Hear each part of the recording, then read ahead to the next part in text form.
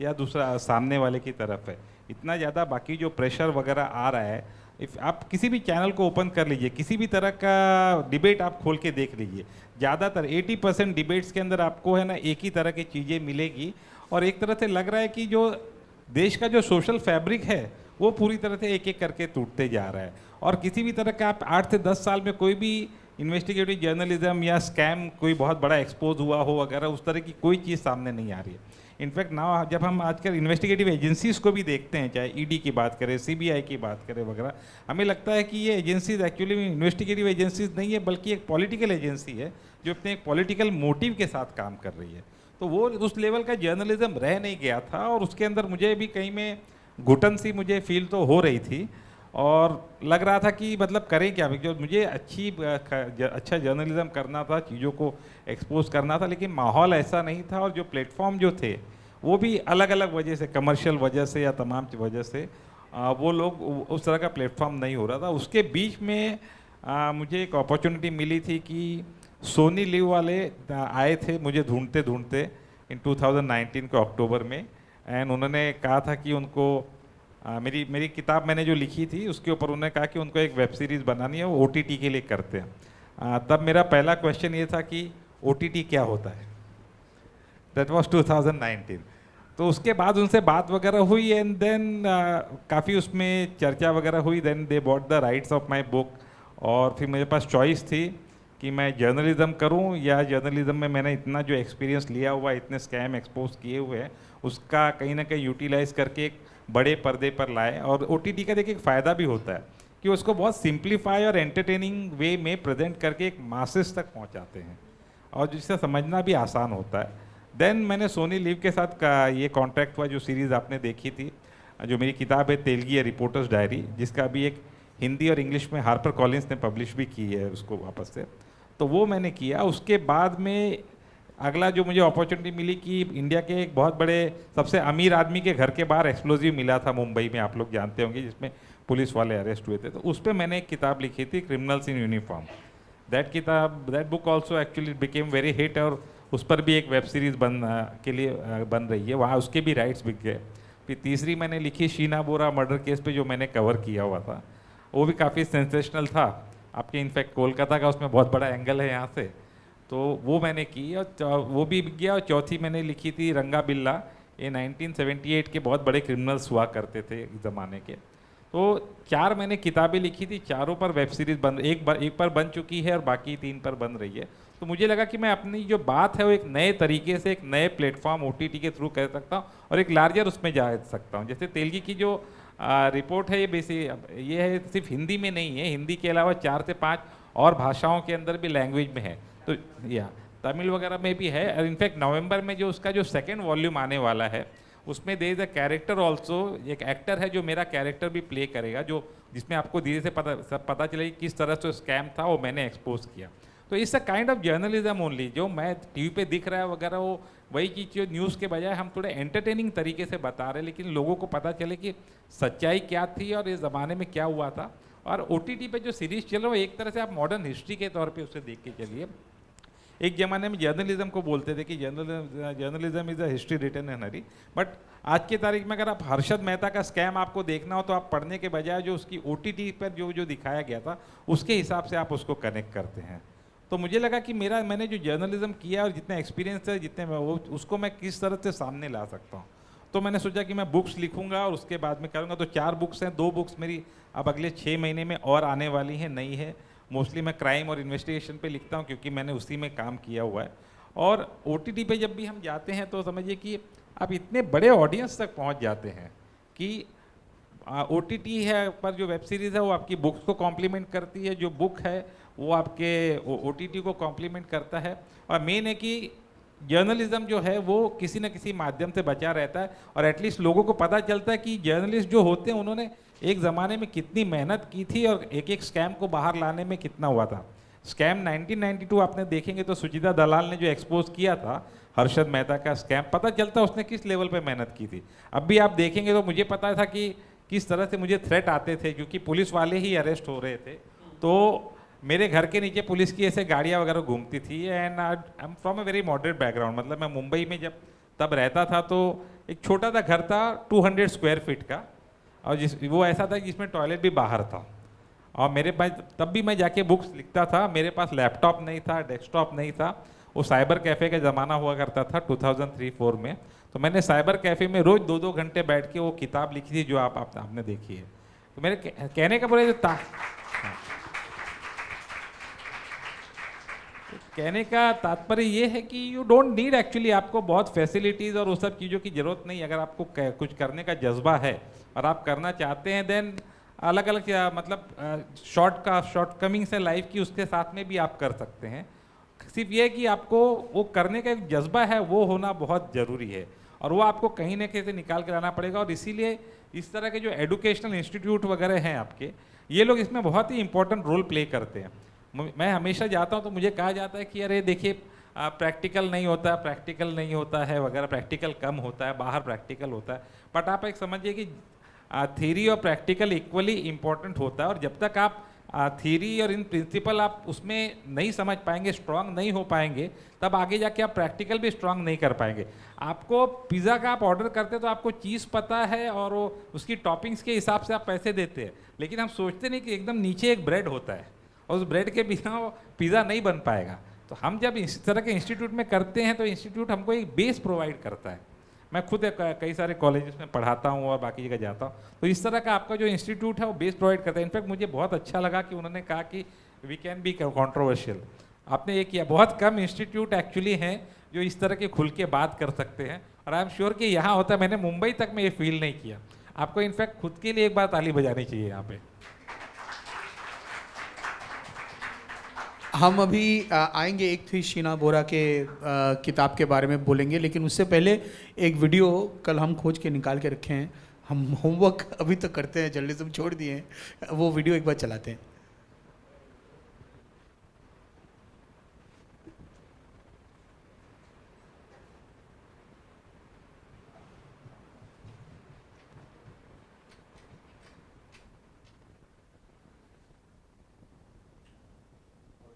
कि श्यामवर राय की गिरफ्तारी है, वहाँ से कहानी शुरू होती है।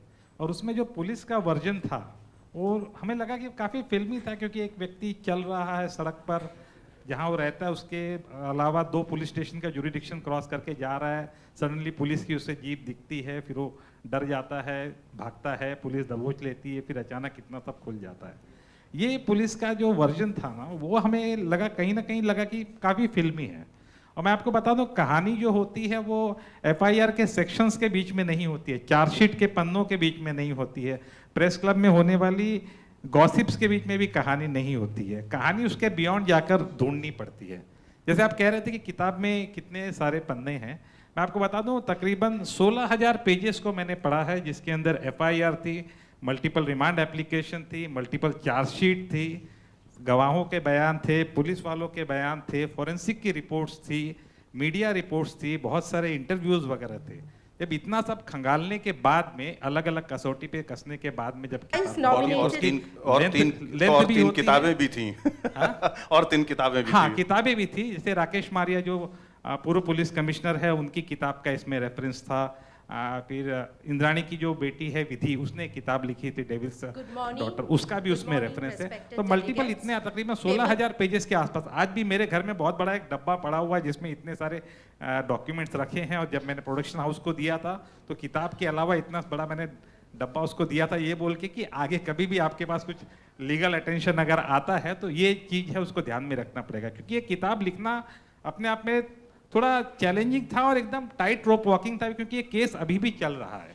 और चूंकि केस चल रहा है तो किताब इस तरह से लिखी गई, और किताब या लेखक कुछ भी इस तरह का दावा नहीं करते हैं, या किताब प्रयास भी नहीं करती है कि ऑनगोइंग जो केस है, मौजूदा केस है, उसको किसी भी तरह से प्रभावित किया जाए। तो इतने तमाम बैलेंस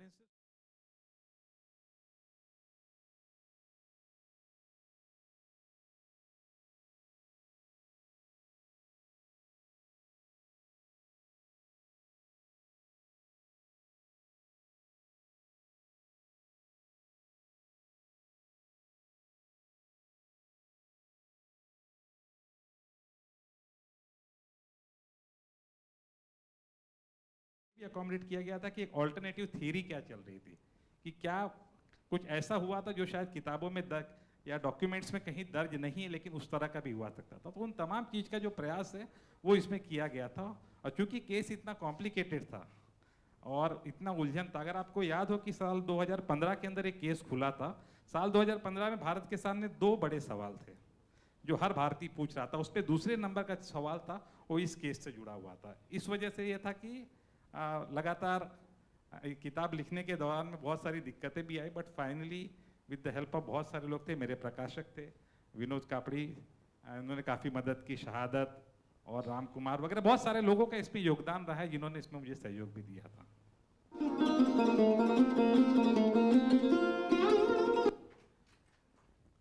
एक चीज मैं बता दूं, उस दिन जो मैंने शर्ट और पैंट पहना था आज भी मैंने वही पहना हुआ है, वीडियो में आपने देखा होगा। दूसरी एक चीज, जो जर्नलिज्म का स्टूडेंट है तो मुझे टीच करने से थोड़ा मुझे अंदर से इच्छा हो रही है कि उस बंदे ने जो इंटरव्यू ले रहा था, मेरा दोस्त ही है, उसने एक क्वेश्चन फॉलोअप क्वेश्चन हो सकता था उसने नहीं पूछा। और आप लोगों को हमेशा सोचना चाहिए कि हर जवाब में एक फॉलोअप क्वेश्चन निकलता है। जैसे उसे मैंने कहा उसे कि 2015 में भारत के सामने 2 ही सवाल थे कि सबसे बड़े 2 सवाल थे, उसमें दूसरे नंबर का सवाल ये था कि शीना बोरा को किसने मारा। उसने पहला वाले के बारे में पूछा नहीं। तो मैं आपको बता दूं 2015 में देश के सामने पहले नंबर पे जो क्वेश्चन था वो ये था कि कटप्पा ने बाहुबली को क्यों मारा। उस साल में फिल्म रिलीज हुई थी। That, see, it shows the tongue in cheek, the humor and the serene surface. इसके पीछे there is a mind that is working overtime. तो ये शीना बोरा का केस जब आपने लिया, if I'm not wrong, the real name is Priya Bora, isn't it? पड़ी बोरा ना इंद्राणी का घर का नाम था, पोड़ी नाम छिलो। हाँ, so you must have been to Kolkata at that point of time because a lot of things were, मतलब इंद्राणी मुखर्जी का early career तो it was traced back to Kolkata, yeah. In fact वो मैं जवाब दूं उसके पहले बता दूं कि इंद्राणी का जो INX कंपनी का जो पीरियड था, उसके पहले ये उसमें पार्ट थे और उसके बाद में मैं उसका पार्ट था। मतलब he was actually part of that particular company news x channel का, जब इंद्राणी और पीटर ने ज्वाइन नहीं किया था। उसके पहले के पीरियड में ये थे, और इंद्राणी और पीटर ने जब छोड़ दिया उसके बाद के जो पीरियड में मैंने ज्वाइन किया था, तो उसके बीच में ये लोग थे। ये काफ़ी इंटरेस्टिंग था बिकॉज 2012 में ये किलिंग हुई थी और 2015 में इसको हमने ढूंढ के निकाला। और पहले 2-4 दिन तक तो हम सब जर्नलिस्ट कंफ्यूज थे, और इतना कन्फ्यूजन था कि पहले बताया गया कि जो शीना बोरा है वो इंद्राणी की बहन है। एक दिन बाद 2 दिन बाद मालूम पड़ता कि नहीं वो उसकी बेटी है। फिर धीरे धीरे पता चलता है कि उसके पहले एक पति था, फिर एक और पता चलता है कि उसका एक और पति था। देन 1 हफ्ते तक हम मीडिया वाले एक्चुअली कंफ्यूज थे, पता नहीं था कि किसके कितने नंबर ऑफ पति है, किसके कितने नंबर ऑफ पत्नी है, किससे हुई औलाद कौन है, और कौन किससे प्यार कर रहा है और कौन किसके साथ रहना चाह रहा है। ये बहुत बड़ा कन्फ्यूजन एक्चुअली में था। वो कन्फ्यूजन को सुलझाना जो था ना, वो बहुत बड़ा चैलेंज एक्चुअली में था। तो चूँकि मैंने ग्राउंड ज़ीरो से पूरा कवर किया था, मुंबई से लेके बाकी जगह पे, तो मुझे थोड़ी आइडिया थी कि, और प्लस मैंने उसी कंपनी में काम भी बाद में किया हुआ था एक ज़माने में, तो मुझे पता था कि वो तमाम चीज़ कैसे हुई उसमें। लेकिन सबसे चैलेंजिंग चीज़ आपको मैं बताऊँ ये थी कि एक माँ के कैरेक्टर के बारे में लिखना। हम लोगों ने माँ के बारे में अच्छी बातें बहुत सारी सुनी हैं और उस पर फिल्में बनी हैं, पोइट्रीज लिखी गई हैं, आर्टिकल्स लिखे गए हैं, हमारे पुराण ग्रंथों के अंदर भी कहा गया है कि माँ अच्छी है। माँ को अच्छा लिखना बहुत आसान बात है बिकॉज हम उसी पलते बढ़ते वैसे हमने देखा है। लेकिन एक माँ इस तरह से मर्डर हो सकती है, और उसको लिखना और दिखाना जो था वो सबसे डिफ़िकल्ट और सबसे चैलेंजिंग पार्ट था। इनफैक्ट आपको मैं बता दूं कि मैंने लॉ भी किया हुआ है 2020 में ही, मतलब मैंने लॉ कंप्लीट किया। और तो जब लॉ कर रहा था तो LLB कर रहा था, तो उसके दौरान में फील्ड विजिट होती है, तो जेल में जाने का मौका मिला। तो बाय कोइंसिडेंस मैं उस जेल में गया जिसमें इंद्राणी थी, और बाद में सेकंड विजिट में उस जेल में गया जिसमें पीटर मुखर्जी बंद थे। हाँ, दोनों भाईखला में ही थे। वन वॉज भाईखला जेल जिसमें इंद्राणी थी, और उसी के पास में एक आर्थर रोड जेल था जहाँ पर पीटर मुखर्जी बंद था। तो मुझे 2-3 चीज़ों का बहुत फ़ायदा हुआ था, क्योंकि मैंने PhD की हुई थी तो मुझे रिसर्च करना आता था। क्योंकि मैंने लॉ किया हुआ था तो मुझे लीगल डॉक्यूमेंट सारे पता थे, क्योंकि मैंने इतने साल तक जर्नलिज्म किया था और इस पर्टिकुलर न्यूज़ को मैंने ग्राउंड ज़ीरो से कवर किया था, तो आसानी हो गई थी। जैसे मैंने इंटरव्यू में बताया कि मैंने 16,000 पेजेस के डॉक्यूमेंट पढ़ने के बाद में एक 500 पेजेस की मैंने एक 400 पेज की मैंने एक किताब लिखी थी। तो 16,000 पेज का इस तरह की किताब लिखने में दूसरा क्या होता है डिफ़िकल्टीज़ की, आपको बहुत सारा लीगल अटेंशन हो जाता है, डिफेमेशन के केस हो सकते हैं, अलग अलग तरह के केस हो सकते हैं। तो इसके लिए बहुत ज़रूरी था कि फैक्चुअली हर चीज़ के बारे में आपको करेक्ट रहना बहुत ज़रूरी था। तो इसलिए इतने सारे डॉक्यूमेंट्स से लेके हमने पूरे पढ़े कि उसको बताया गया। जर्नलिज्म में एक बात आपको हमेशा ध्यान रखिए कि डिफेमेशन आएगा, प्रेशर आएगा, तमाम चीज़ें आएंगी, लेकिन आप फैक्चुअली करेक्ट है और अपने साथ में आपने जो बोल रहे हैं उसके पीछे एविडेंस है, आपको सब्सटेंशिएट करने की कोई भी चीज़ें अगर आपके पास है, देन उसमें डरने की कोई बात नहीं होती। आप किसी के खिलाफ भी किसी तरह की जो रिपोर्ट है वो आप हमेशा कर सकते हैं। इस मामले में भी यही हुआ था। ये तमाम जो लोग हैं ये लोग बहुत पैसे वाले लोग हैं, आराम से इजीली लॉयर्स वगैरह अफोर्ड कर सकते हैं। उसके बावजूद ये जानते हुए भी मैंने किताब लिखी थी। मुझे पता था कि अगर मैं फैक्ट के ऊपर अपने आप पे टिका रहूँगा और सही तरह का जर्नलिज्म जो करूँगा तो फिर मुझे दिक्कत नहीं आएगी। यही वजह था कि ये जो किताब मैंने जब लिखी थी तो इसके काफ़ी इसकी भी चर्चा हुई, इसका भी इंग्लिश वर्जन भी आ रहा है और इसके ऊपर भी एक वेब सीरीज़ बन रही है जो बहुत फेमस डायरेक्टर हैं वो बनाने जा रहे हैं उसके ऊपर। तो ये किताब लगभग उस तरह का था जैसे तेलगी वाली भी थी, एक जर्नलिस्ट की जर्नी थी जो एंटायर जैसे एक एक चीज़ें एक्सपोज हो रही है, जैसे चीज़ें विजिट करते हैं। और उसका यहाँ बहुत बड़ा एंगल था इंद्राणी का, क्योंकि इंद्राणी मुखर्जी जो जिस तरह शीना की जो मदर थी उसका शुरुआत लाइफ की होती है गुवाहाटी में, फिर वो शिलोंग में जाती है, उसके बाद वो वहाँ से कोलकाता आती है और कोलकाता को उसने काफ़ी टाइम तक यहाँ बेस अपना बनाया हुआ था और यहाँ से उसने अपनी जो प्रोफेशनल लाइफ की शुरुआत है वो की थी। मतलब वो शायद 21-22 साल की एचआर कंपनी चलाती थी, एचआर कंपनी उसने के ऊपर। तो उसने यहाँ से उसकी शुरुआत की थी और उसके बाद कोलकाता में उसका बेस जब बन गया फिर उसको लगा कि एक स्टेप और आगे जाना चाहिए, फिर उसने मुंबई को माइग्रेट किया था और उसके बाद उसका rest of the life Mumbai में था। तो जब इसमें भी इन्वेस्टिगेशन हुआ तो उसके जो सेकंड नंबर का जो हस्बैंड था संजीव खन्ना, वो खुद भी अभी भी कोलकाता में था और उसके लिए मुंबई पुलिस की टीम कोलकाता आई थी, उसने उसको अरेस्ट भी किया और बहुत सारे एविडेंस वगैरह है वो भी गैदर करके वापस लेकर गए। सो a man with such a variety of experience, ये two things I want students to take away from this. One is the legal aspect, कि आप इस तरह का कोई चीज़ लिख रहे हो तो कंटेम्प्ट ऑफ कोर्ट हो सकता है, डिफेमेशन हो सकता है, दूसरा कोई लाइबल हो सकता है, कोई थर्ड पार्टी इंटरजेक्शन हो सकता है, वेस्टेड इंटरेस्ट पे आप अगर स्टेप ओवर करोगे तो उसका ऊपर आपके ऊपर केस चल सकता है, PIL हो सकता है। तो ये सारा मतलब इसको ध्यान में रख के उनको लिखना पड़ता है। तो एक चीज़ तो अभी आप ये जो किताबें आप लिख रहे हैं तो बॉलीवुड का एक्सपीरियंस तो कुछ अलग ही हुआ होगा। अभी आप बोल रहे थे कि हिंदी किताब वो हम चाहेंगे आप थोड़ा शेयर करें। और क्या कुछ सालों बाद do we see mister doctor Sanjeev Singh writing a book Bollywood के अजीब किस्से? बिल्कुल, एक्चुअली मैंने सोचा नहीं था, इन्होंने अब आइडिया दे दिया, मैं पक्का लिखूंगा और उसका लॉन्च यहीं पर आके करूंगा, इसी प्लेटफॉर्म पर आके।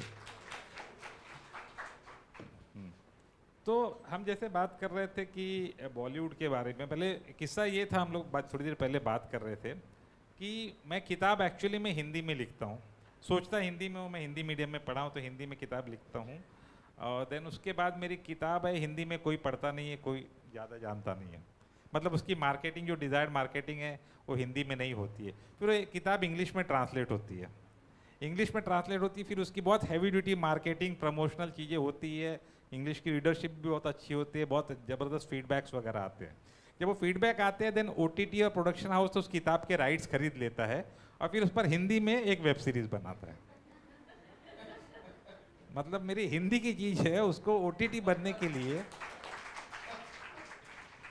वाया आनी पड़ती है, बिकॉज हमारे पे जो बॉलीवुड काम करता है वो बनाएगा भले हिंदी में, लेकिन उसका जो सोचने का जो पैटर्न और तमाम चीज़ें उसमें होता है। इनफैक्ट अभी भी ज़्यादातर लोग वो रोमन स्क्रिप्ट में लिखी हुई हिंदी पढ़ते हैं, देवनागरी वाली नहीं पढ़ते हैं। तो इस तरीके का चीज़ होता है। और उसमें एक और इंटरेस्टिंग चीज़ है, जैसे मैं किताब लिखता हूँ और उसके बाद में वहाँ पे उसमें अगला स्टेज होता है स्क्रीन प्ले लिखना। तो उस वक्त बॉलीवुड के 4 राइटर्स की टीम बैठती है जिसको मुझे समझाना पड़ता है, और लोग छोटी छोटी माइन्यूट डिटेल्स वगैरह पूछते हैं, और उसके बाद उसका स्क्रीन प्ले है वो लिखा जाता है। और बॉलीवुड के बारे में बता दूं कि वहाँ पे बहुत मतलब पॉलिटिकली या बाकी इंफॉर्मेशन के लेवल पे बहुत ज़्यादा लोग अवेयर नहीं होते हैं, तो मुझे एकदम बेसिक चीज़ से बताना पड़ता है। बेसिक चीज़ से मतलब अगर मैं आपको बताऊं कि पिज़्ज़ा होता है तो चीज़ होता है, तो मुझे बताना पड़े कि गाय हमारी माता है, गाय दूध देती है, दूध से दही बनता है, दही से चीज़ बनता है, चीज़ ऐसे होता है। फिर मुझे गेहूं से लेके वो ब्रेड बनने तक का प्रोसेस बताना पड़ता है। ये इस तरह का लंबा एक प्रोसेस एक्चुअली में उसमें हो जाता है। और एक चीज़ है जो उनके साथ बात करने में हमको मालूम हुआ, ये जो बोले ना कि हम जर्नलिस्टिक फॉर्मेट में लिखते हैं, you please students understand this, he rights in first person, जैसे एक रिपोर्टर का अकाउंट होता है। तो मीनल मैम नीचे पूछ रही थी कि आप जब लिखते हैं तो आपका लिखने का स्टाइल क्या अलग होता है, तो उसने बोला नहीं, मैं एक जर्नलिस्ट जैसे लिखते हैं मैं वैसे ही लिखता रहता हूँ। It's a first person account, क्योंकि ये मैंने एक्सपीरियंस किया है, ये मेरा अकाउंट है, तो ये so you all should also start writing in your first persons in a very active format. So it was a this session could have continued for 2-3 more hours, but we have papers to present, and we have another session. The session chair is also here, so we can't delay any further. We have to end this session here with a lot of regret, and with हम लोग उनसे एक वादा लेना चाहेंगे कि हम अगर एक दिन का एक वर्कशॉप अरेंज करते हैं तो आप टाइम निकाल के आएंगे यहाँ पे हमारे बीच, हमारे स्टूडेंट्स के बीच। Students, do you want him to come back? So the students have given the vote. Savings account में कॉन्फिडेंस जमा करा के जा रहा हूँ, वापस इस स्टेज पे आऊँगा। Absolutely, thank you, thank you. Yeah, so there will be another interview that will be done by the SNU Chronicle team upstairs in the studio. And over to you, Jhumur, for the concluding session. Journalist turned author. We listen from a person with a variety of experience. Thank you, sir. Thank you, Dr. Sanjay Singh, for this very engaging session. And thank you, Professor Arindam Basu, for this wonderful moderation. So Arindam Basu is also an author. So he wants to present his latest book to Dr. Sanjay Singh.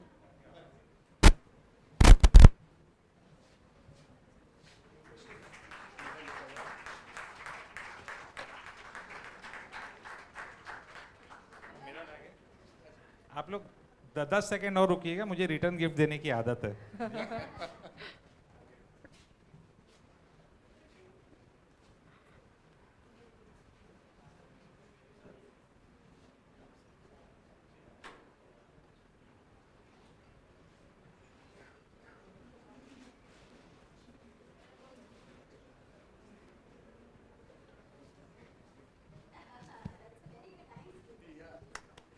हमारे यहाँ पे हिंदी में मजाक में लोग बोलते कि तुमने मुझे एक अपनी पोइट्री सुनाई ना, कविता सुनाई, मैं भी बदला लूँगा और मैं भी मेरी एक कविता तुम्हें सुना के जाऊँगा। तो मैं भी रिटर्न गिफ्ट देते हुए जा रहा हूँ। Thank you so much. In fact इसके अलावा मैंने बाकी कॉपीज़ लाई हुई है, मैं आपकी यूनिवर्सिटी को और आपके डिपार्टमेंट को देना चाहूँगा। मैं चाहूँगा कि आप लोग लाइब्रेरीज में रखें और जब भी स्टूडेंट को रेफरेंस के लिए चाहिए होगा प्लीज़ यूज़ कीजिए। Thank you, sir. With this positive note, we are ending our this session, but already our session chair, they have arrived. All many paper presenters are already here. So today we have 4 academic sessions, 2 physical and 2 online sessions. And so we are going to start our first academic session. Thank you very much.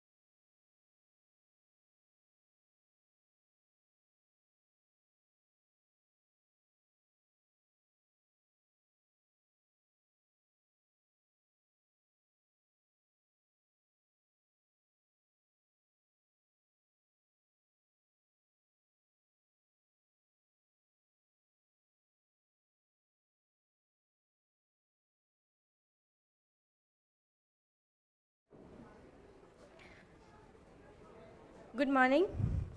Good morning, all dignitaries, respected professors, scholars. I welcome you all to the first academic session of day 2 of the second Media Conclave organized by the Mass Communication and Journalism Department, Sister Nivedita University. This session will be chaired by Mr. Snehashish Shur, sir. Mr. Shur is a veteran journalist who has covered almost all national and international events for Doordarshan. He has been awarded multiple times in the field of journalism. Currently, he is the president of Press Club, Kolkata. Along with his journalistic career, he is a renowned media educator, teaching for decades in prestigious institutions such as University of Calcutta, Jadavpur University, Vishwabharati University, and Indian Institute of Mass Communication, Tenkanal. He has authored many books and published multiple papers. We welcome you, sir. I would like to request senior faculty Orandam sir and Shoykut sir to felicitate Snehaji Shu sir.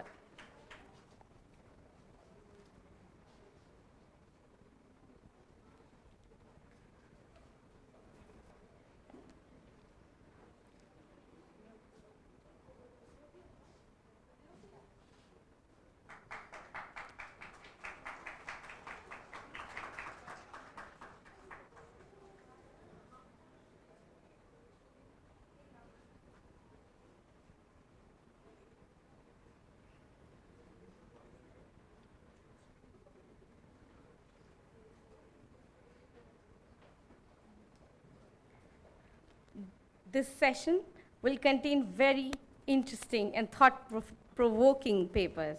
We look forward to a very enriching session. The first paper of this session is Beyond Taboos, the cinematic exploration of bodily malfunction. It will be presented by Richa Gupta, who is a research scholar at Sister Nivedita University. Can you please come up now?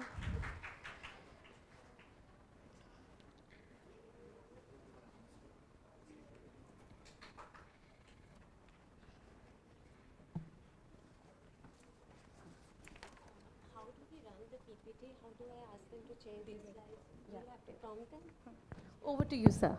Ma'am, would you kindly be seated? Would you name the two other paper presenters so that all of them can come on stage and then we can begin? I will do that. The next paper is Myth and the Modern City narrating Kolkata in Sujoy Ghosh's movie Kahani, which will be presented by Sudesha Das, faculty, Sister Nivedita University. Ma'am, please come up on stage. The next paper is Misrepresentation and Underrepresentation of LGBTQIA+ community in contemporary commercial Hindi cinema, an analysis of the film Chandigarh Kare Ashiki, to be presented by Sushmita Datta and Dr. Manali Bhattacharya from St. Xavier's University, Kolkata.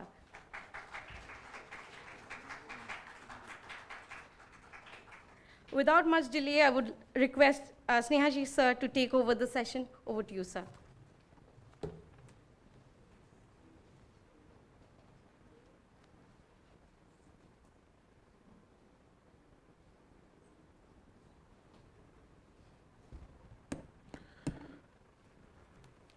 Hello and good morning to you all.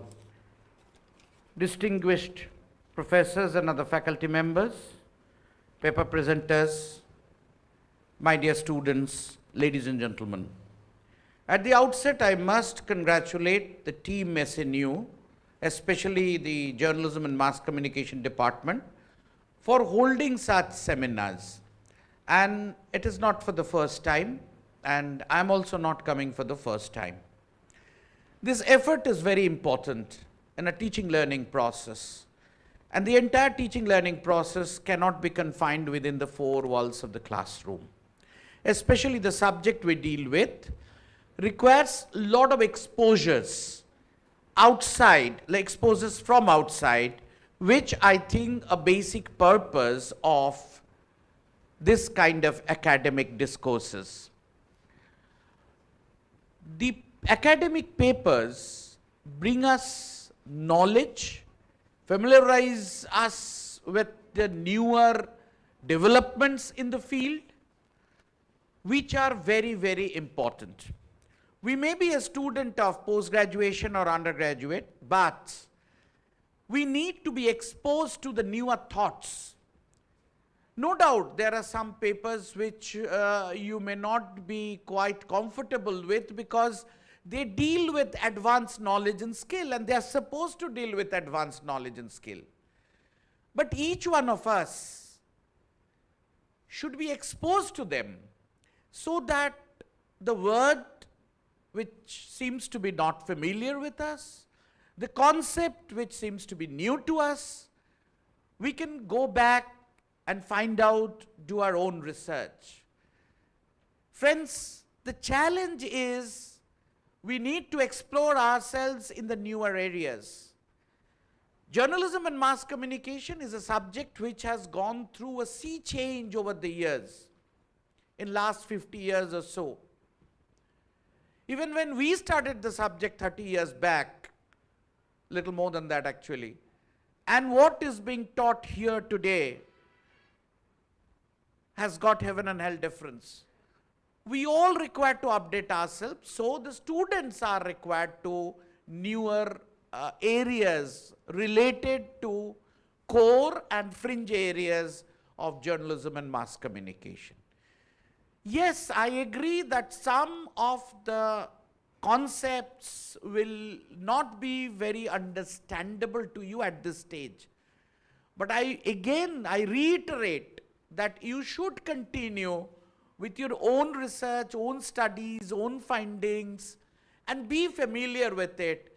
Because when you go ahead in the ladder, somebody picks up that subject, it's not new to you, you will be able to recall that, yes, I have heard it in that seminar, and then I did some research, and you will be able to say something on that. As a student of journalism, we are required to be keep abreast with what is happening. And if we do not know what's happening in our areas of study, what is the new, then we'll be failing in our duty and we will not be able to deliver. It will be our problem. I take this as a great opportunity that these papers are presented. I have come here to learn also because these are newer areas which are coming. And I told you that journalism is a subject where you cannot confine yourselves within the core areas of the subject. There are fringe areas, and the fringe areas are expanding day by day. Now the culture, media and culture, this you can call today a core area, or you can also say maybe in the fringe area, but that fringe area is an added area, not that an alien place and it's not far away from the core. You see, as we all know, media has got two components. One is content, that means what the message, what I want to say. And another is carriage. How do I send it to you? Through television, through radio, through newspaper, through internet, through blog, through anything. I mean, the carriage, the vehicle which carries. And there is something else. Along with the content, there is something called technique or format. How do we package to present before you? How do I bring it to you?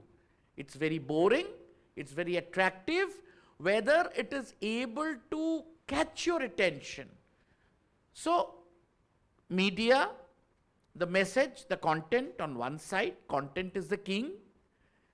Then, you know, I can quote that famous saying, medium is the message. And media is the vehicle which acts as a carriage, and the content being presented, the presentation technique of the content is known either the technique or the format. This is also very important because there are a lot of things which are brought before us. how do we get attracted? First, my attention has to be drawn, then I must understand, then I must preserve, then only I'll be able to recollect. Now here comes the, if we say the topic, you can understand that media and culture both are intermingled. One has an effect to the other.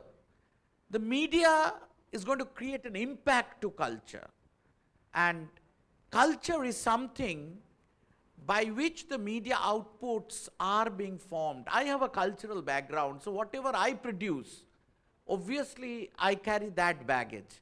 And I present before you, you have a cultural background, and if I cannot adapt to that cultural background, it will be misfired, you will not get it at all.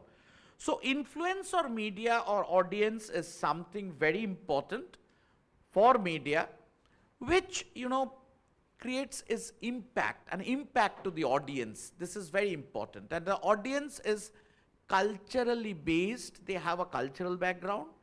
And the media, the people who are, there are people behind the media, they also have some cultural background. So obviously, we understand there is a given definition of culture. I'm not going into that. It's basically the milieu, it's basically the background, it's basically the belief. And it may not be, it may be of individual, it may be of a group. So it's media, culture.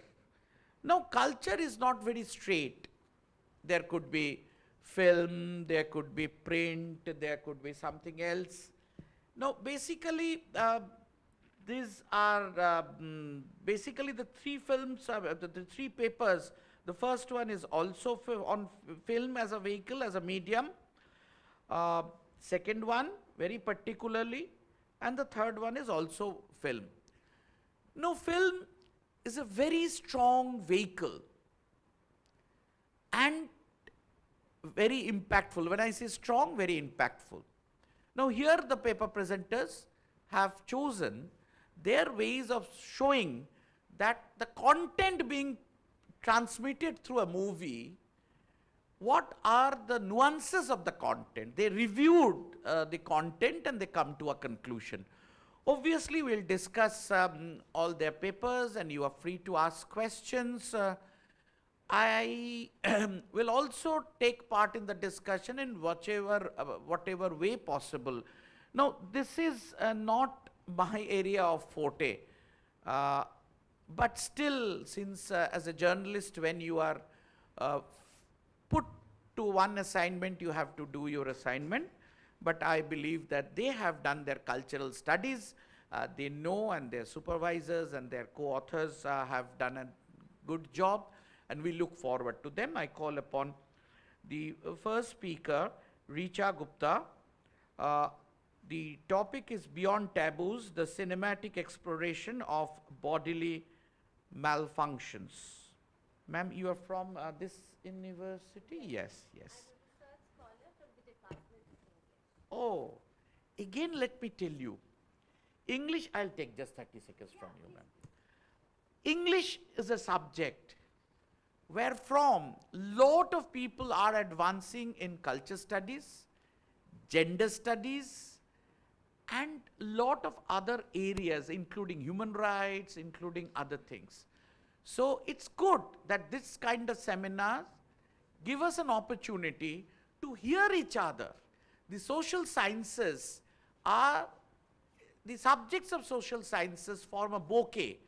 Now this bouquet is very important, and these days, with the new education policy, when you have a lot of flexibility, CBCS and all others, when you take one major from this area, one minor from the other area.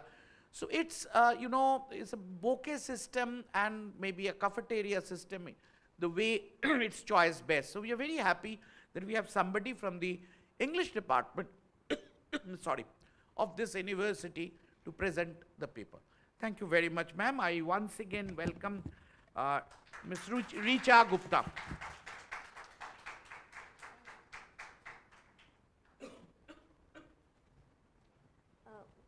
Before I begin, I have a query. How do we change the slides? Do I prompt you?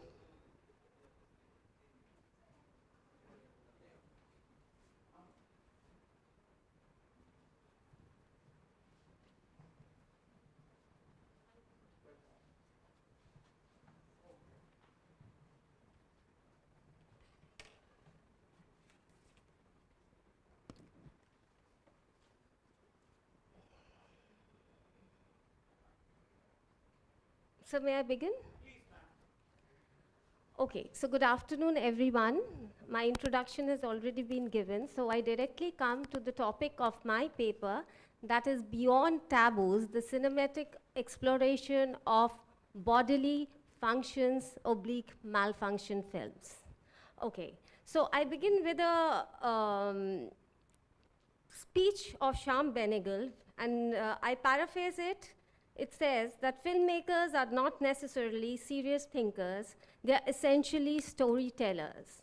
In telling their stories through film, they create cultural works that are largely meant to entertain.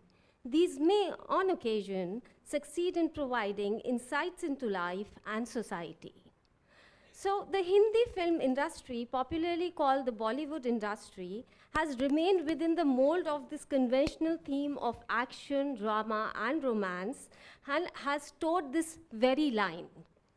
However, around a decade back, it saw an aberration. So it was seen that a new genre of cinema surfaced, featuring realistic themes concerning human body. This genre contained films that dared to broach topics related to bodily functions and dysfunctions. Injecting a refreshing perspective into arena of conformist Bollywood, the presence of these movies was marked not only by the sheer numbers, but was indicative of a noteworthy trend in the cinematic landscape worthy of exploration.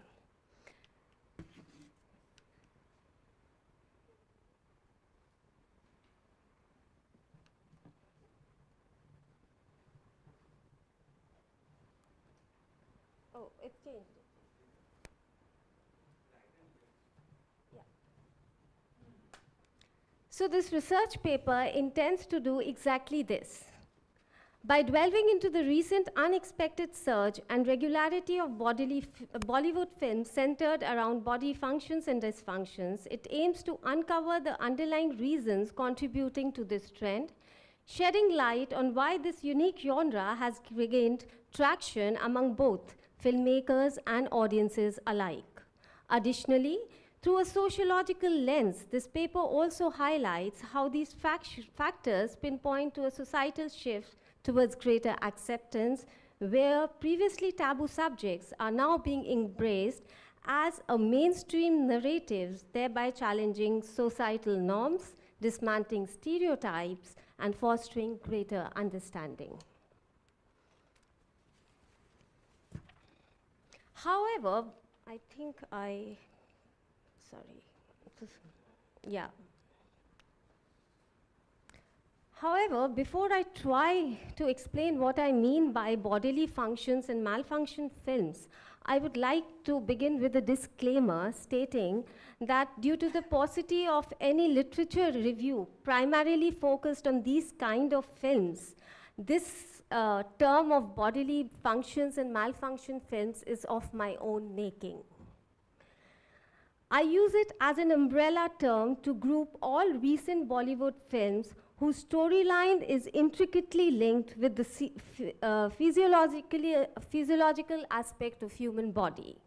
Hence, this avant-garde cinema deals with topics that has long been considered too sensitive or taboo to be showcased on big screen.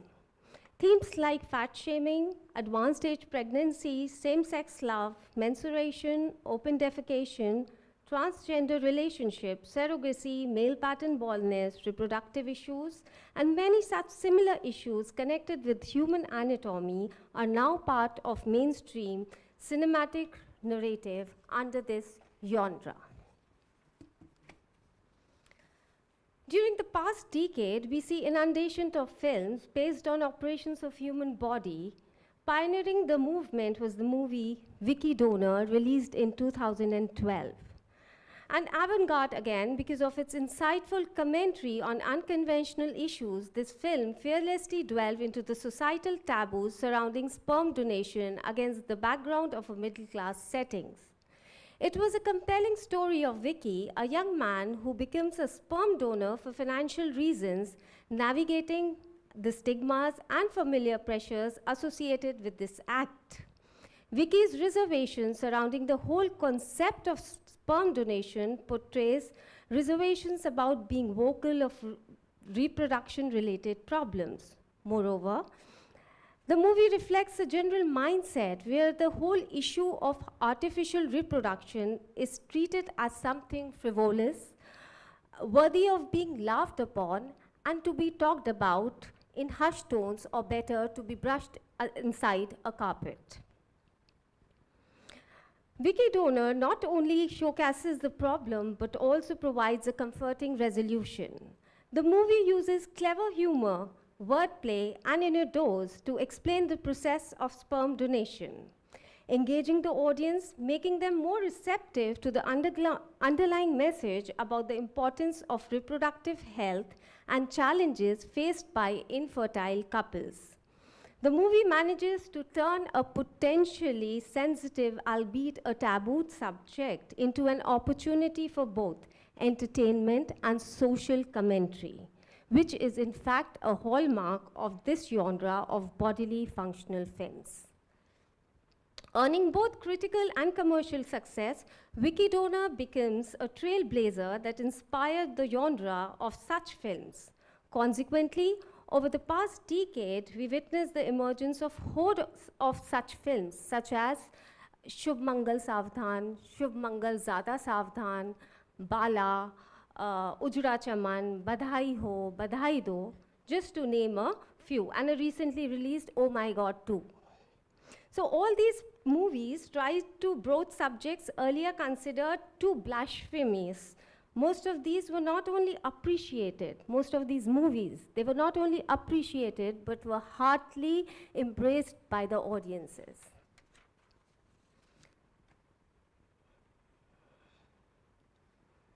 Okay, brooding over the factors, there were several reasons that contributed to the recent outpouring of such bodily function films. First and foremost, this type of cinema offers the audience a novel content viewed from a fresh perspective.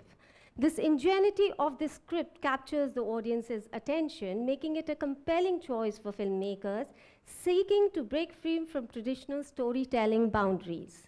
A similar example where a uncommon storyline was a major factor in making a movie a hit could be seen in the case of sports theme based films like Lagan, Chak De, and Dangal. Secondly, deployment of humor also plays a pivotal role in the success of these films. By deftly weaving humor into complex and often sensitive subjects, filmmakers employ it as a bridge, fostering a connection between audience and the characters, breaking down barriers of shame or hesitation. Another and probably a very important reason for their popularity is the commercial viability, which in fact is, I would say, something new. So this is something which is inspiring producers to venture further in these projects. These content-driven films focusing on cost effectiveness ensures profit for the makers, and they focus on storyline rather than of lavish extravaganza, which has been the trademark of other traditional Bollywood films, is something which scores a brownie point for these films. Furthermore, with varieties of media platform, there comes the realization that the ubiquitous subjects of body ailments can no longer be kept hidden. The fact that these are bound to reach the public through one medium or the other could be a factor encouraging filmmakers to choose to present these to the public as an aesthetic cinematic narrative.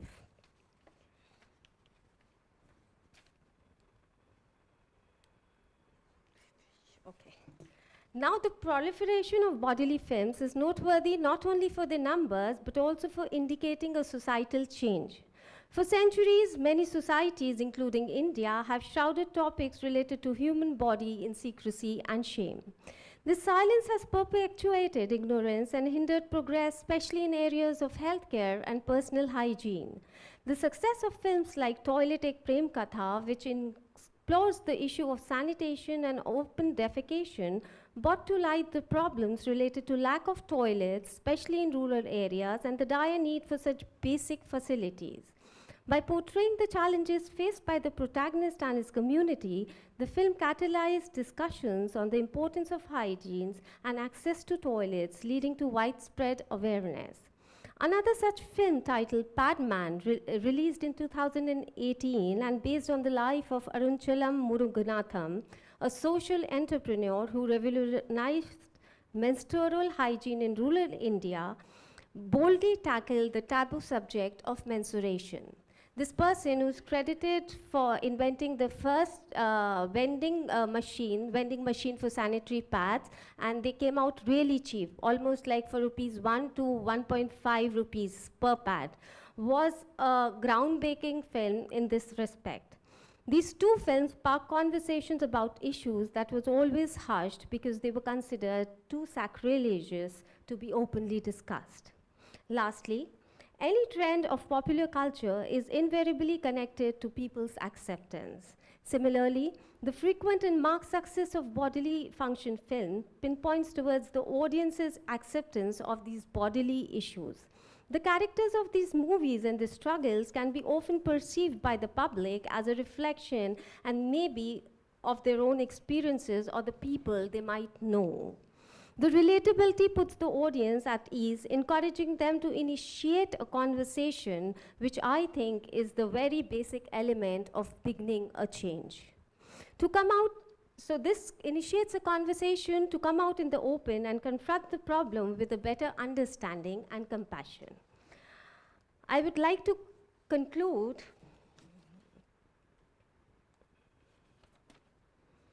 the surge of Hindi films centered on bodily functions and malfunctions can be attributed to the innovative content, humor-infused storytelling, commercial appeal, and the need to break the societal silence. But more importantly, a more accepting audience. It is therefore we see these films representing a significant evolution of Indian cinema, transcending taboos and contributing to a more enlightened and probably a more understanding and empathetic society. Thank you so much. Thank you very much, ma'am, for this presentation. Well, you see, the concept of body is in a postmodern literature and in the studies, in gender studies, women's studies, the concept of body has been a very concern of our discussions, number one. Number two, exposure, portrayal of women in media or film is a topic which has been deliberated since long. How do we portray in every sphere of media, like in advertisement? In advertising for a male product, ma'am, why don't you see it? Yeah. Advertising a male product, we have a use of women. And the exposure, these have already been discussed. But now when this paper tries to tell us that the concept of body, the use of body in film, vis-a-vis the taboo and the acceptance by the society. You see, the societal taboo is a major area of concern. How do these kind of films break this kind of social taboos, and what is the reaction of the society? Now, another area I have found a little interesting when you say that these films are not very expensively made, yet they get good box office. This is another finding, I must say, another observation, I must say, that the social issue, the issue is very important. Yes, there are taboos. Even today, we don't discuss certain things which are so normal, so physical. Even if in these institutions where there are lady students, gentlemen students, lady professors, gentlemen professors, staff, ladies and gentlemen, we do not discuss. And we do not go in support of somebody when suddenly requiring something. Because this is nothing new, but it's a hidden and sick. But now, how far in an advanced, culturally advanced society, the acceptance and breaking of social taboos through this kind of films. While deliberating this, I also have noted this point, ma'am, when you said these films are not extravagant films, but it's getting a good box office. That means the viewers are accepting, the society is accepting. And you have to understand that the viewing has changed. It's no longer a theatrical viewing, movie theater. It's very personal. Now, in my personal sphere, I can decide on my own. It's not that the family screening. So I must decide what I can actually watch. And absolutely there should not be a taboo. I mean, if I have that taboo, that's a different issue. But there should not be taboo in a group viewing or so. If I am correctly interpreted your version, please feel free. Only one thing I would like to comment. Yes, I think you have started your work and you have gone to some extent, and literature survey you will be doing little later. There must be some literature, may not be totally on film, but maybe somewhere else. But very good, and the newer things. Would you like to make any observations, ask any questions, anything? But please feel free. Please do not think that your question may be naive. It may not be naive. We are here in an academic atmosphere. Anything, I mean, my observations could be taken by naive if somebody is very specialist about film studies, culture studies, gender studies, women studies. But I interpret as I am, and you are free to do it. Whether you are an undergraduate student, postgraduate student, please, asking questions, trying to ask questions is also an experience to be gained in a seminar. The house is open for some time for a question answer. I would like to have question answers just preceded by, followed by the papers, so that you know there is a connect. No problem, sir. Please, sir. Please introduce yourself and be brief about your question. Can we have the audience light for the moment? Good morning, everyone. Please, you are audible. You are audible. I am Ankush Paul. I have a very simple question. Can you introduce yourself, sir? I am a student of Mass Communication Journalism, UG3. Good, good, good, Banash. Carry on. Could you provide some constructive criticism on how propagation of normalcy of such bodily malfunction? Can we have another question, please? Anything you feel, please feel free to ask.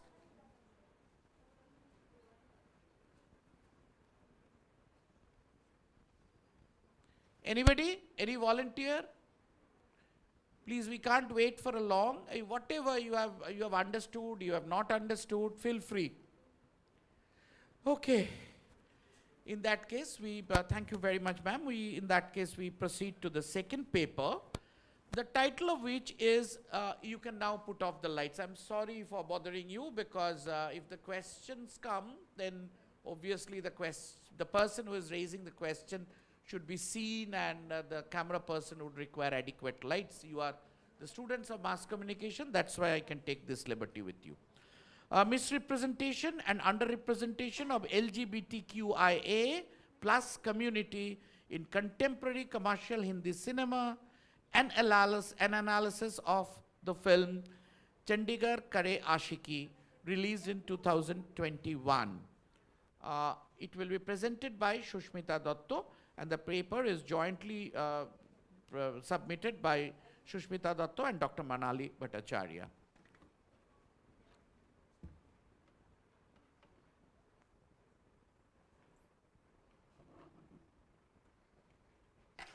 Good afternoon, sir. Good afternoon, everyone present here.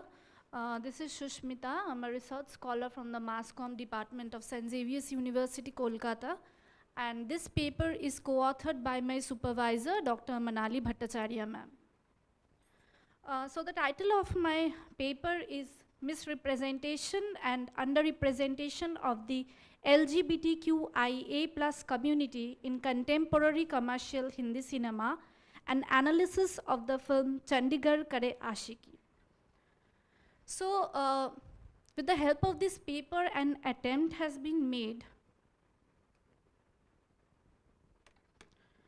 An attempt has been made through this research work to produce constructive insights about the misrepresentation and underrepresentation of gender identities and the stereotypes that are still instilled even to this day in contemporary commercial Hindi cinema.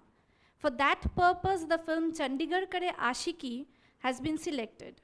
It would be studied if the film adopted a positive or a negative stance towards the LGBTQIA+ community. It is observed that the Indian cinema industry, which is known as a huge source of entertainment for the people of the country, apart from being a source of entertainment, it helps in raising awareness about a lot of societal issues. However, the industry is failing to do like good for the community. Instead of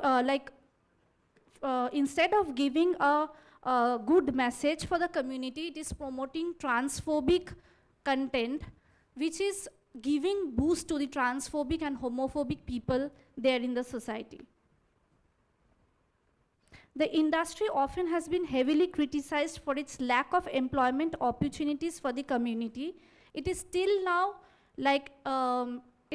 casting transgender actors for characters which are being, which is representing the LGBTQIA community. In such a situation where the industry was showcasing a lot of stereotypical content, the film Fire, directed by Deepa Mehta, came as a breeze of fresh air, which was a sharp blow to the self-proclaimed moral police and the non-liberals of the country. Cinema has always helped in imparting education to the country's people. Jawaharlal Nehru, the then Prime Minister of India, in the United Nations Educational, Scientific and Cultural Organization speech, stated how the Indian cinema industry has been a great source of influence for the country's people, which was even greater than newspapers and books combined. The objectives of the papers are to analyze if misrepresentation and underrepresentation of the LGBTQIA+ community in commercial Hindi cinema is still prevalent, to analyze if the selected film Chandigarh Kare Ashiki adopted a positive or negative attitude towards the community. Thirdly, to analyze if contemporary commercial Hindi cinemas are adopting gender inclusivity in their content or not. In the theoretical framework part, I have incorporated theory of hegemony by Antonio Gramsci, queer and gender performativity theory by Judith Butler, social cognitive theory by Albert Bandura. I'm skipping the literature review part, I'm going directly to the analysis part. For the research methodology, the researchers has primarily used Van Dijk's CDA, that is critical discourse analysis. Now, why I have chosen CDA for this research study?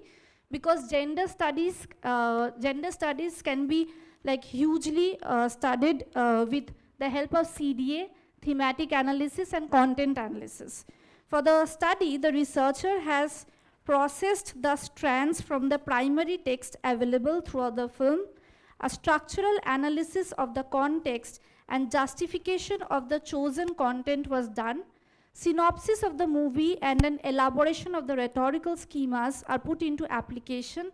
After that, the discussion has been done with the help of dialogic strands, which are clustered as the discourse fragments and then are presented under the thematic headlines. The discourse planes are spectrums which are discussed in Van Dijk's terminologies such as inequality, social power, dominance, and abuse.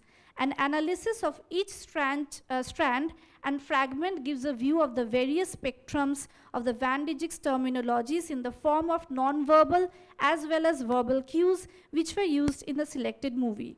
A detailed explanation of each strand along with the illustration was clarified in the overall analysis of the selected movie.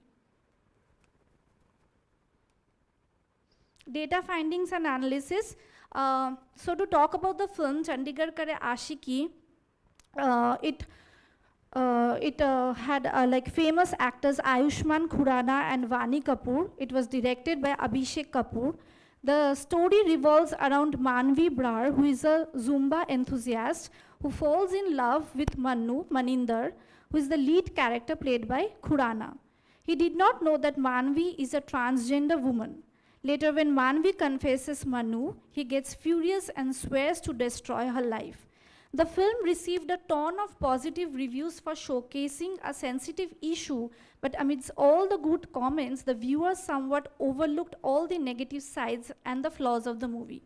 Primarily, what needs to be understood is Bollywood should start casting cisgender women for any kind of transgender role. Another such instance is Shubmangal Zyada Savdan, a film on homosexuality directed by Hitesh, was played by a straight man. It is a typical vicious stereotypical cycle that nobody wants to change or break. I will be discussing a few of the dialogues which I chose for my analysis. I divided the strands according to Van Dijk's terminologies such as toxic masculinity, domination, transphobia, gender stereotype, which represents all the inequality, social power abuse, dominance that happens day to day in the society. In the strand 1, toxic masculinity, for example, there is a dialogue where Manu, played by Ayushman Khurana, wishes to be known as the strongest mard in the city of Chandigarh. He wants to be called a macho man because he had an underlying problem in his childhood days. He was subjected to bullying. It was noted in a scene when Manu said, Chandigarh ka sabse bhari bhadkam mard hu mein, Chandigarh's most strong-built man. This scene signifies the hyper masculinity which is projected in the character, which can leave a very negative impact on the viewers. Strand 2.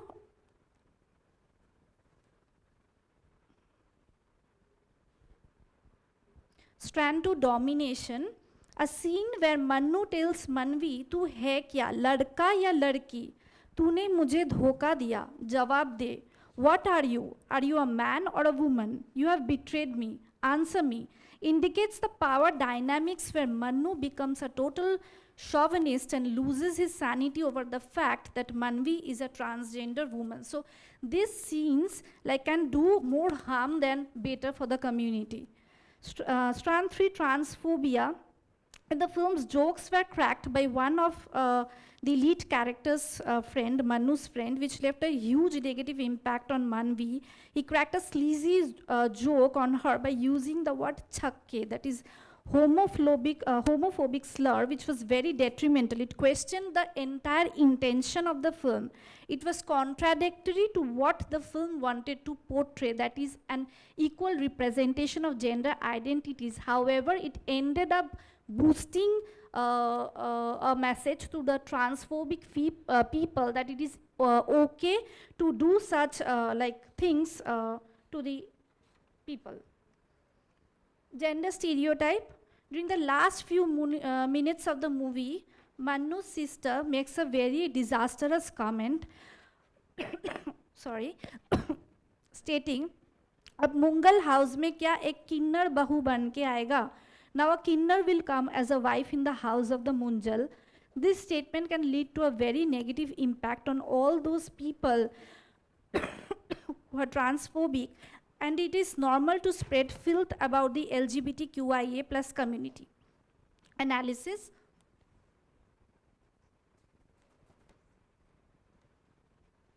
The cinema industry is now grappling with various kind of bioethical issues, starting from issues like IVF in Good News, sperm donation in Wikidonor, advanced stage pregnancy in Badhai Ho, to the concept of surrogacy in Chori Chori Chupke Chupke. These Hindi films had a very strong narrative and had the power to destigmatize various issues and taboos to provide literacy. However, many times it is noted that the subject is not handled in a sensitive way and often is produced with a hint of horror and comedy material to it. Sadly, for example, Chandigarh Kare Ashiki missed the total point that the film should be about equal representation and not misrepresentation and underrepresentation of the LGBTQIA plus community. It is very important to understand that for the treatment of a queer character in a society which is heteronormative, the subject should be dealt sensitively to the realities of the queer community so that it does not end up promoting homophobia and transphobia. Sadly, the film focused more on the aspect of how Manu is a very giving person and accepts Manvi. It is a dichotomy between a cis-passing trans woman and a trans woman. What is more disturbing is the film has produced various graphical footage of gender affirmative surgery as well as the portrayal of medicalization in an extreme format that promotes bioessentialism. Bioessentialism has a big impact on transgender rights in India, which is under a huge threat under the Transgender Protection of Rights Act of 2019. This act has made it compulsory for transgender people to gain some kind of medical intervention before they are legally eligible to change their gender identity in all the government identity proof. What was problematic with the movie Chandigarh Kare Ashiki was that it showcased how the medicalization of a trans person is very important for acceptance in society. It showed how trans person goes through hormone replacement so they are considered normal people. For instance, in one of the scenes it was shown, Manvi is seen taking estrogen tablets following by a montage scene where she is visiting a salon for her facial hair removal appointment. However, if such medical intervention is all right for a 6-year post-operative trans woman safe was not clearly mentioned in the movie. This can leave a very wrong message both socially and scientifically.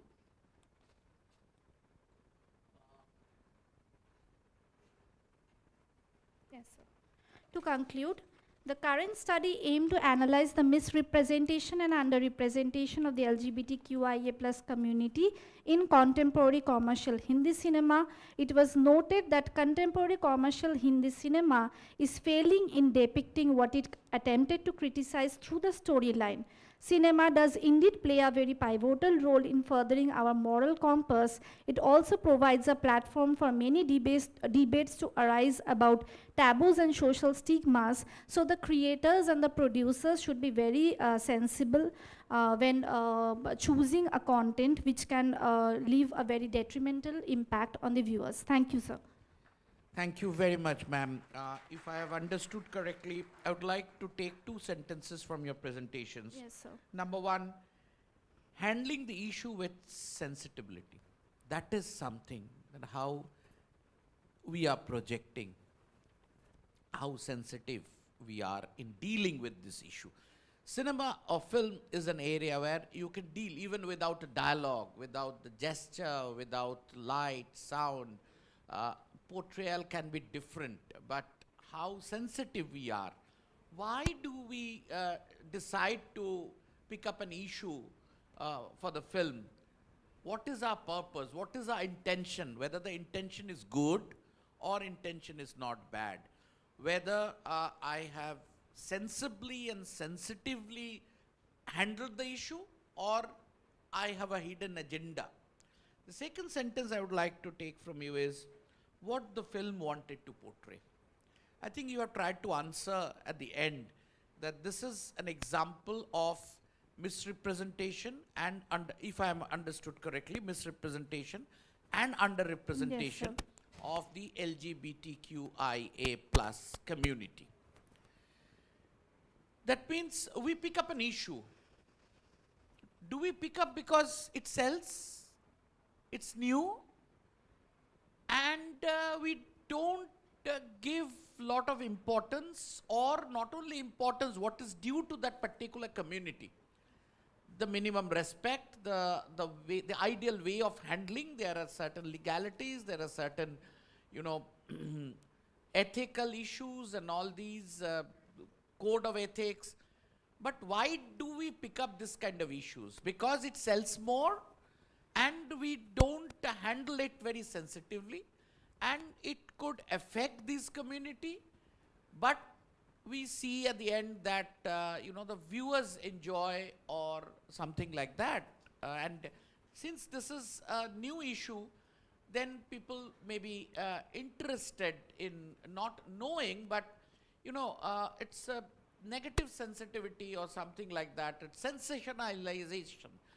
Because it's sensationalizes, that's why it gets a good box office. I don't know, I mean, ma'am, what is the reason behind, do you think that particular story being chosen and the film handled this way to get a box office, or to make it sensationalize because this is a new issue people would have accepted, or things like that? How do you think? Sir, what I felt throughout the course of my research work is that the film producers, the directors, they are trying to keep up with the trend.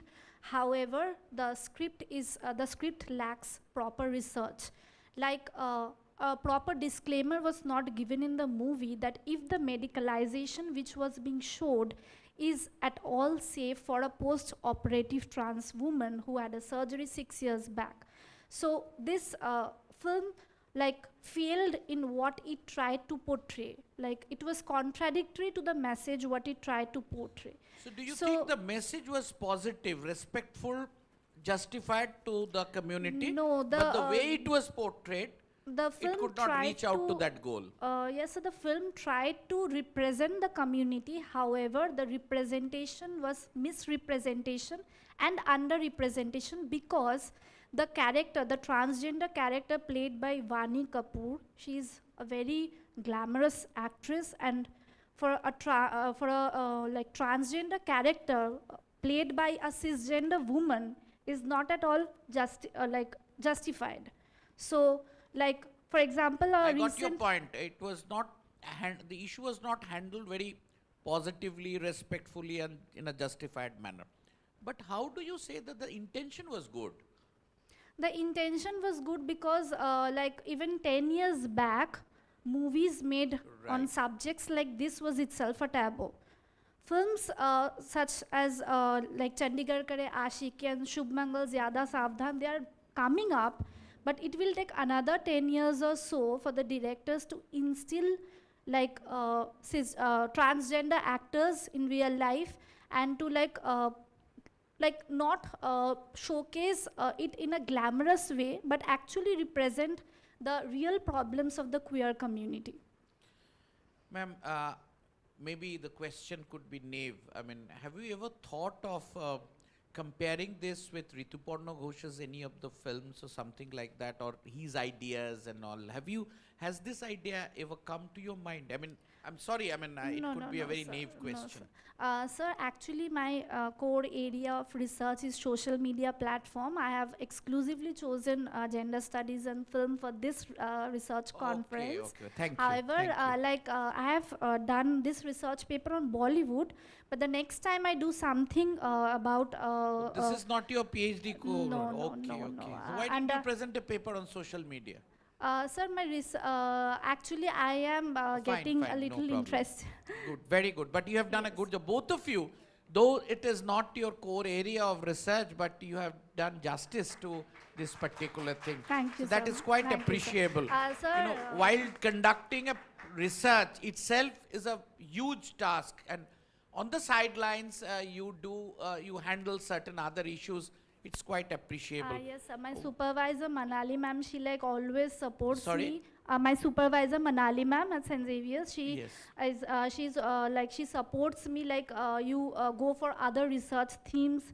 In that way you can gain interest in other fields too. So in all the research conference, I'm exclusively making papers according to the themes they are very having good. And not very good. I appreciate your supervisor, Dr. Bhattacharya's encouragement, and appreciate your doing it. Yes, we all may be busy on a prime work, but on the sidelines, on the newer issues, the challenge is, okay, this time it is media and culture. Maybe somewhere it is flow of media. So by way of presenting papers, it is an opportunity to learn.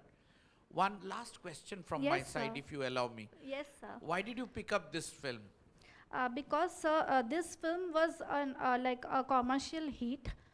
but there was a lot of Commercial positive. success. Yeah, it was a success. However, the film critics, like apart from the positive comments it received, the film critics highlighted the issues with the film. Like if Ayushmann Khurrana and Vani Kapoor, who are like successful actors in the industry, take part in such like films which actually misrepresents the community, how it can negatively influence the viewers. I wanted to showcase that. Analyze that. Thank you very much. Now it's open to the house. You can have, if there is a question, you can have auditorium lights, please. Any question on this?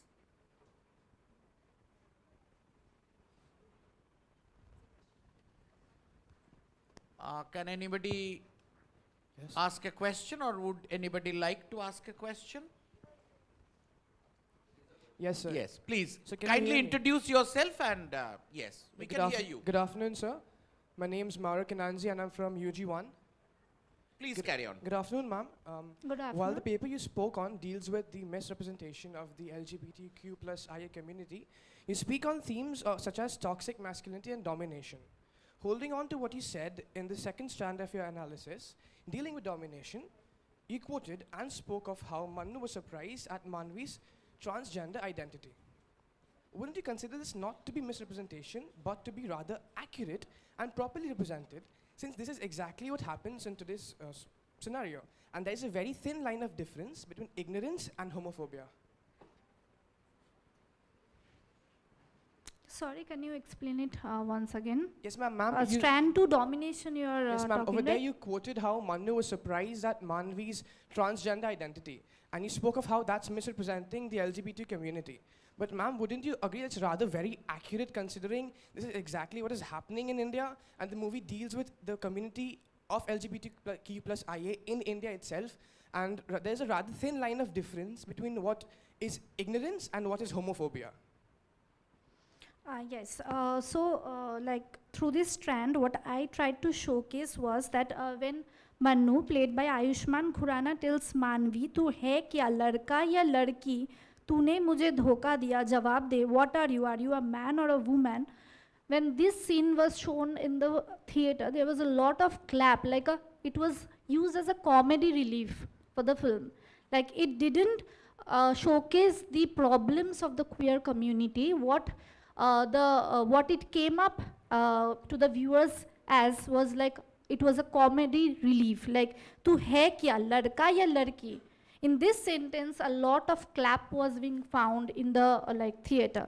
So, like what I am trying to give a message through this research work is that when the directors or the script writers are using dialogues like this, they should think twice before framing such a sentence, because it can fall flat. Like the message what it is trying to give can come up flat to the viewers. So a lot of sensitivity should be given while creating such content, so that the message is clear, it is clarified to the viewers.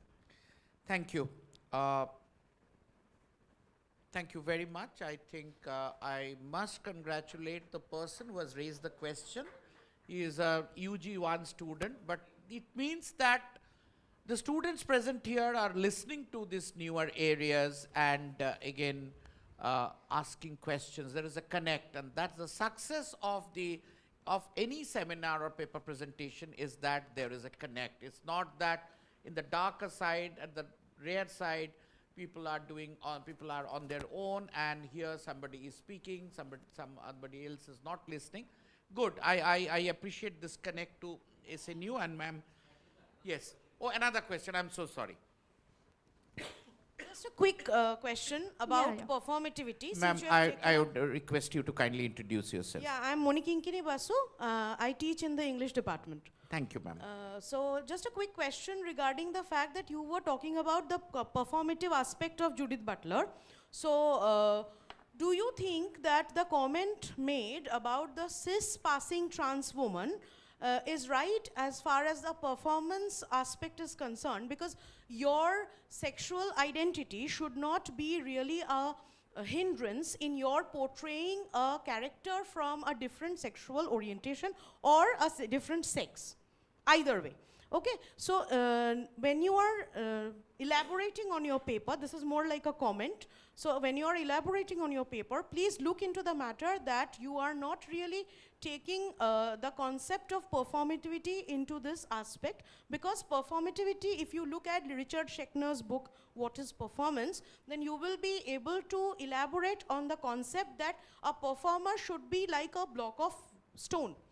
Whatever role is given, whether you are, say, trans, whether you are portraying something else, because you've seen, like, I'm sure you are aware of this 1991 film, Sadak, where for the first time in Bollywood, Yes, a ma'am, man by was Mahesh playing, Bhatt.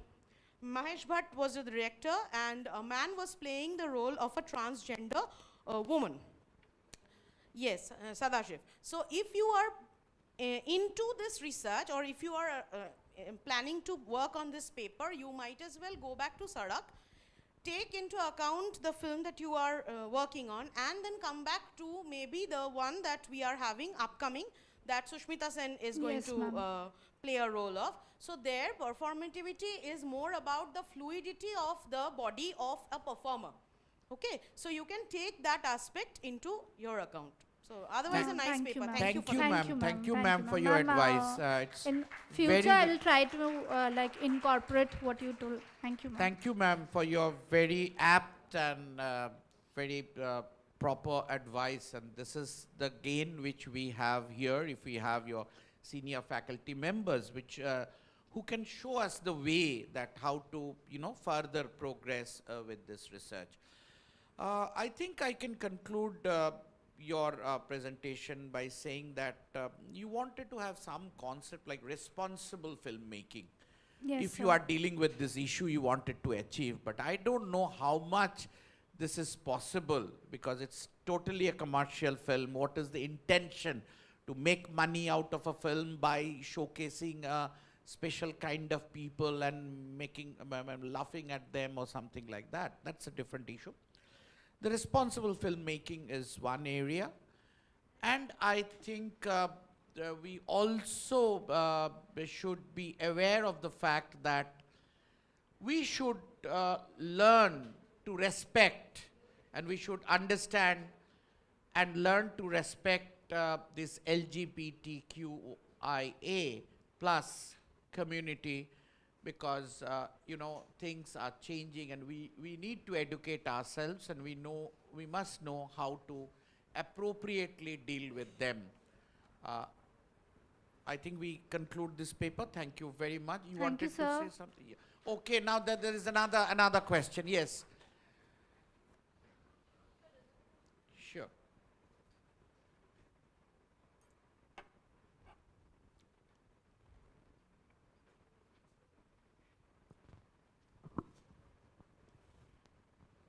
You can take that microphone from the chair. Good afternoon. Good afternoon.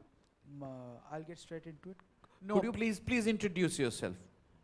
I'm Ankush Paul, UG 3 from this Mass Content and Journalism Department. My question to you is, can you provide some insight into how misrepresentation of the LGBTQIA plus community, which is already stigmatized in India, can leave a lasting impact on the audience, which in turn leads to even more discrimination by them against the community, since films are one of the more popular media streams which influence people's thought process? Also, should directors of such films be criminalized for the harm caused by the misrepresentation of these films? Okay, I'll start with the second part of your question, like if they should be criminalized. I think that the censor board should be like more active about such films, like if proper disclaimer is given when like for example through in this film which was shown, the medicalization, if it is safe or not for a post-operative trans woman, the disclaimer was given properly, then it would like have given a proper clarification to the viewers. So the censor board should be more active about such films. And the first part of your question, the misrepresentation which you are talking about, so these are the misrepresentations. Like it is showing that it is like for a transgender woman to be accepted normal in the society, hormone replacement therapy or surgery or any kind of medical intervention is very important for them to be considered normal is problematic itself. Like, it can be their choice, that is totally up to them, but it should not promote that such medical intervention is like a standard procedure for them to be considered normal. So such misrepresentation should be dealt in a very sensitive manner. And in the second part of your question, you asked if they should be criminalized. I think that the censor board should be more active and like they should give proper disclaimers when such content are being shown. Thank you. Thank you. Thank you, ma'am. It's sufficient. Thank you very much. We have to end this question hour, and we conclude this paper presentation here. And if we have one more, well, this particular presentation, ma'am, you can take your seat. Thank you, sir. There are other questions. Let me tell you, if we finish in time, because time management is something which is another area I have to look into. So if I have time, definitely I must appreciate that the students are raising this kind of questions. The issues are not very common and not very simple. I must appreciate you for your attentive listening and then engaging yourselves by raising questions. We'll definitely come to you if we have time. We come to the last presentation of this session, the title of which is Myth and the Modern City, narrating Kolkata in Shujai Ghosh's movie Kahani, which was released in 2012. I repeat, Myth and the Modern City, narrating Kolkata in Shujai Ghosh's movie Kahani, which was released in 2012. Paper will be presented by Shudesha Dash.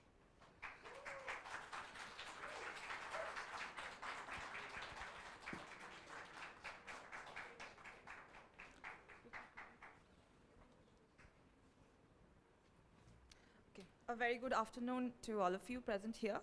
So without further ado, I start my paper.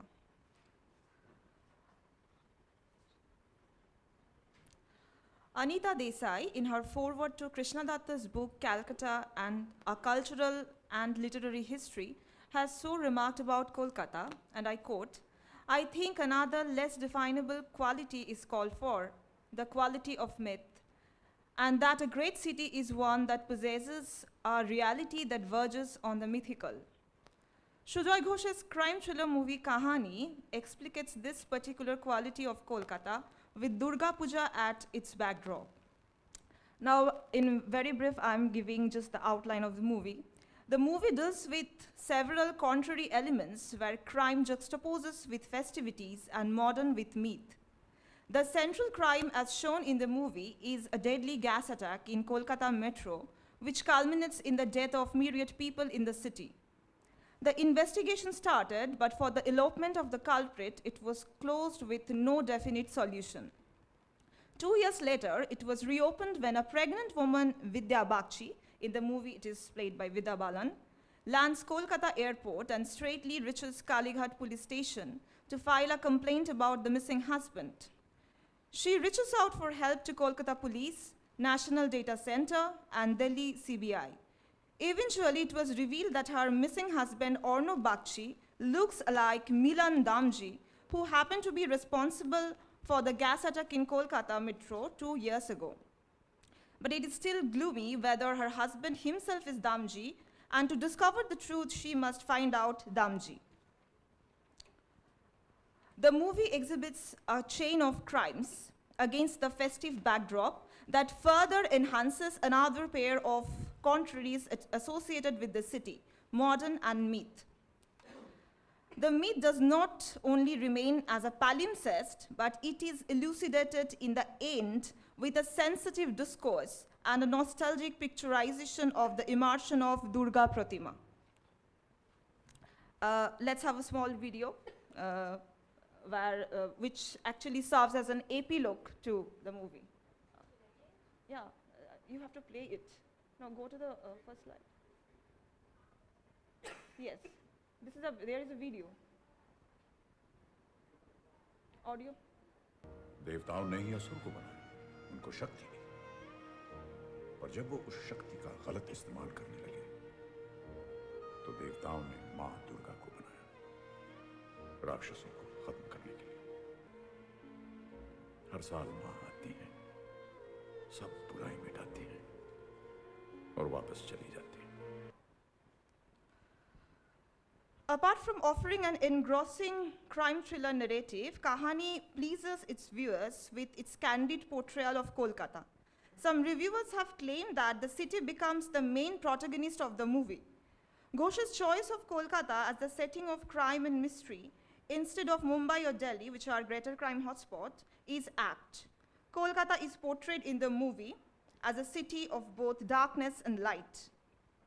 The film begins in the darkness of an unpardonable crime, mass murder in Kolkata metro. The first scene features an experimentation of a poisonous gas in laboratory and its deadly effect on animals.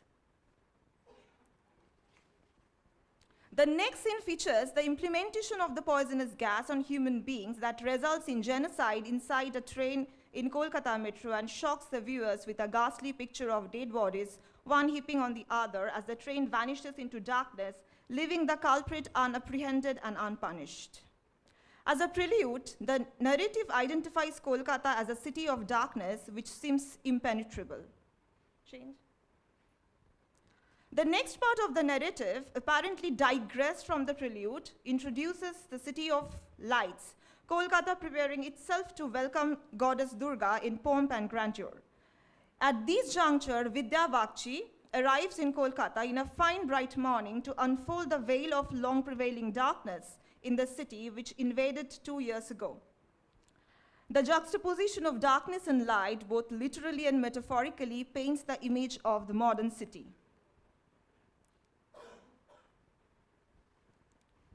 No, there must be another slide before that. No, before that.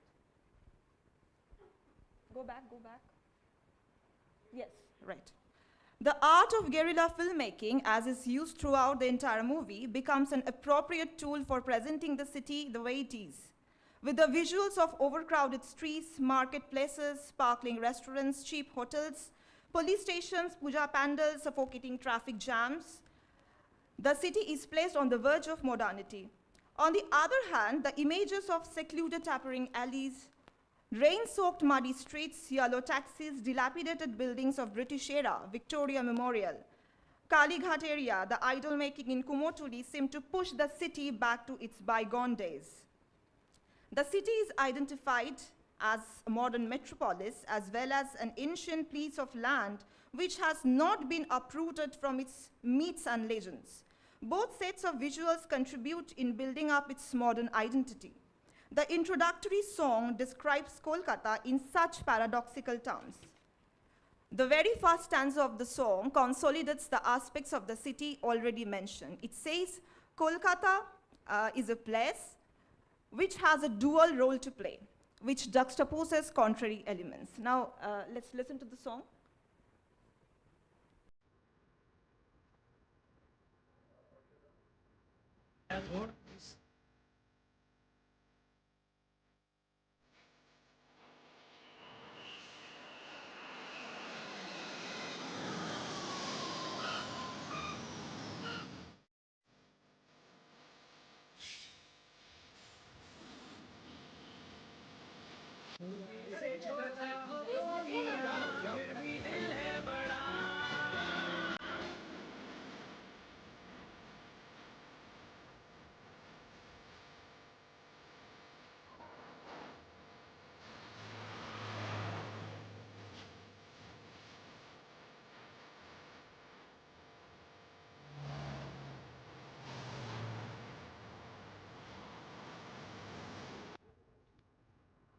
Unlike Satyajit Ray's Calcutta trilogy, where Kolkata is depicted in its process of modernization with the sole purpose to highlight the negative aspects of it, Sujoy Ghosh's Kahani attempts to revive the antique charm of Kolkata even in the height of modernity, by occasionally alluding to mythology.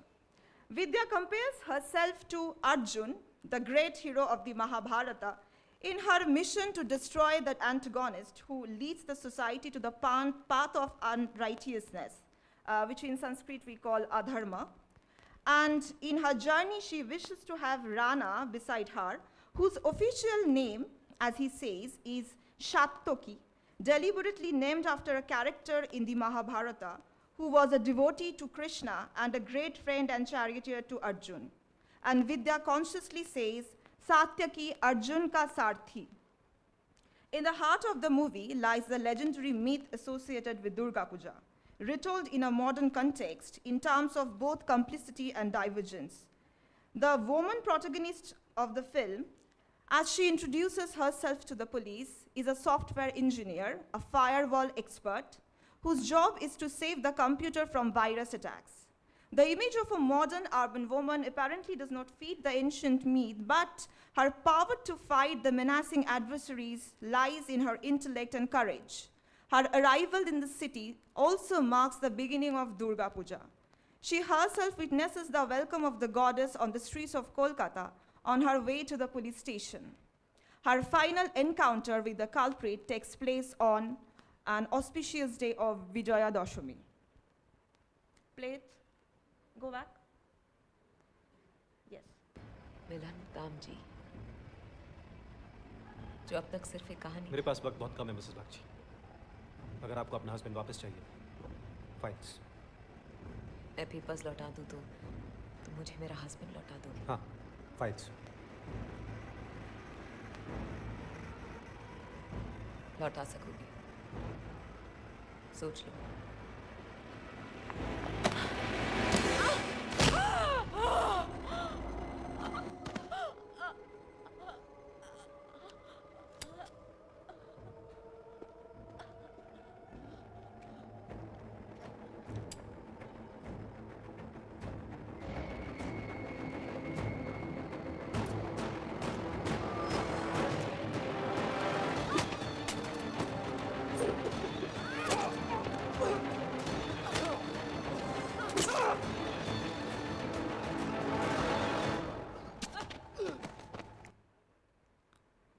According to Hindu mythology, Vijaya Dashami marks the end of Durga Puja, commemorating the victory of the goddess over the demon, Mahishasura.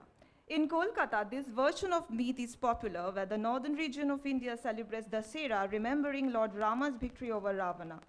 Set in Kolkata, the film more relates to the former version of the myth, that is the eradication of evil power for restoring the order and peace in the society by the goddess, because the movie also deliberately features a woman protagonist.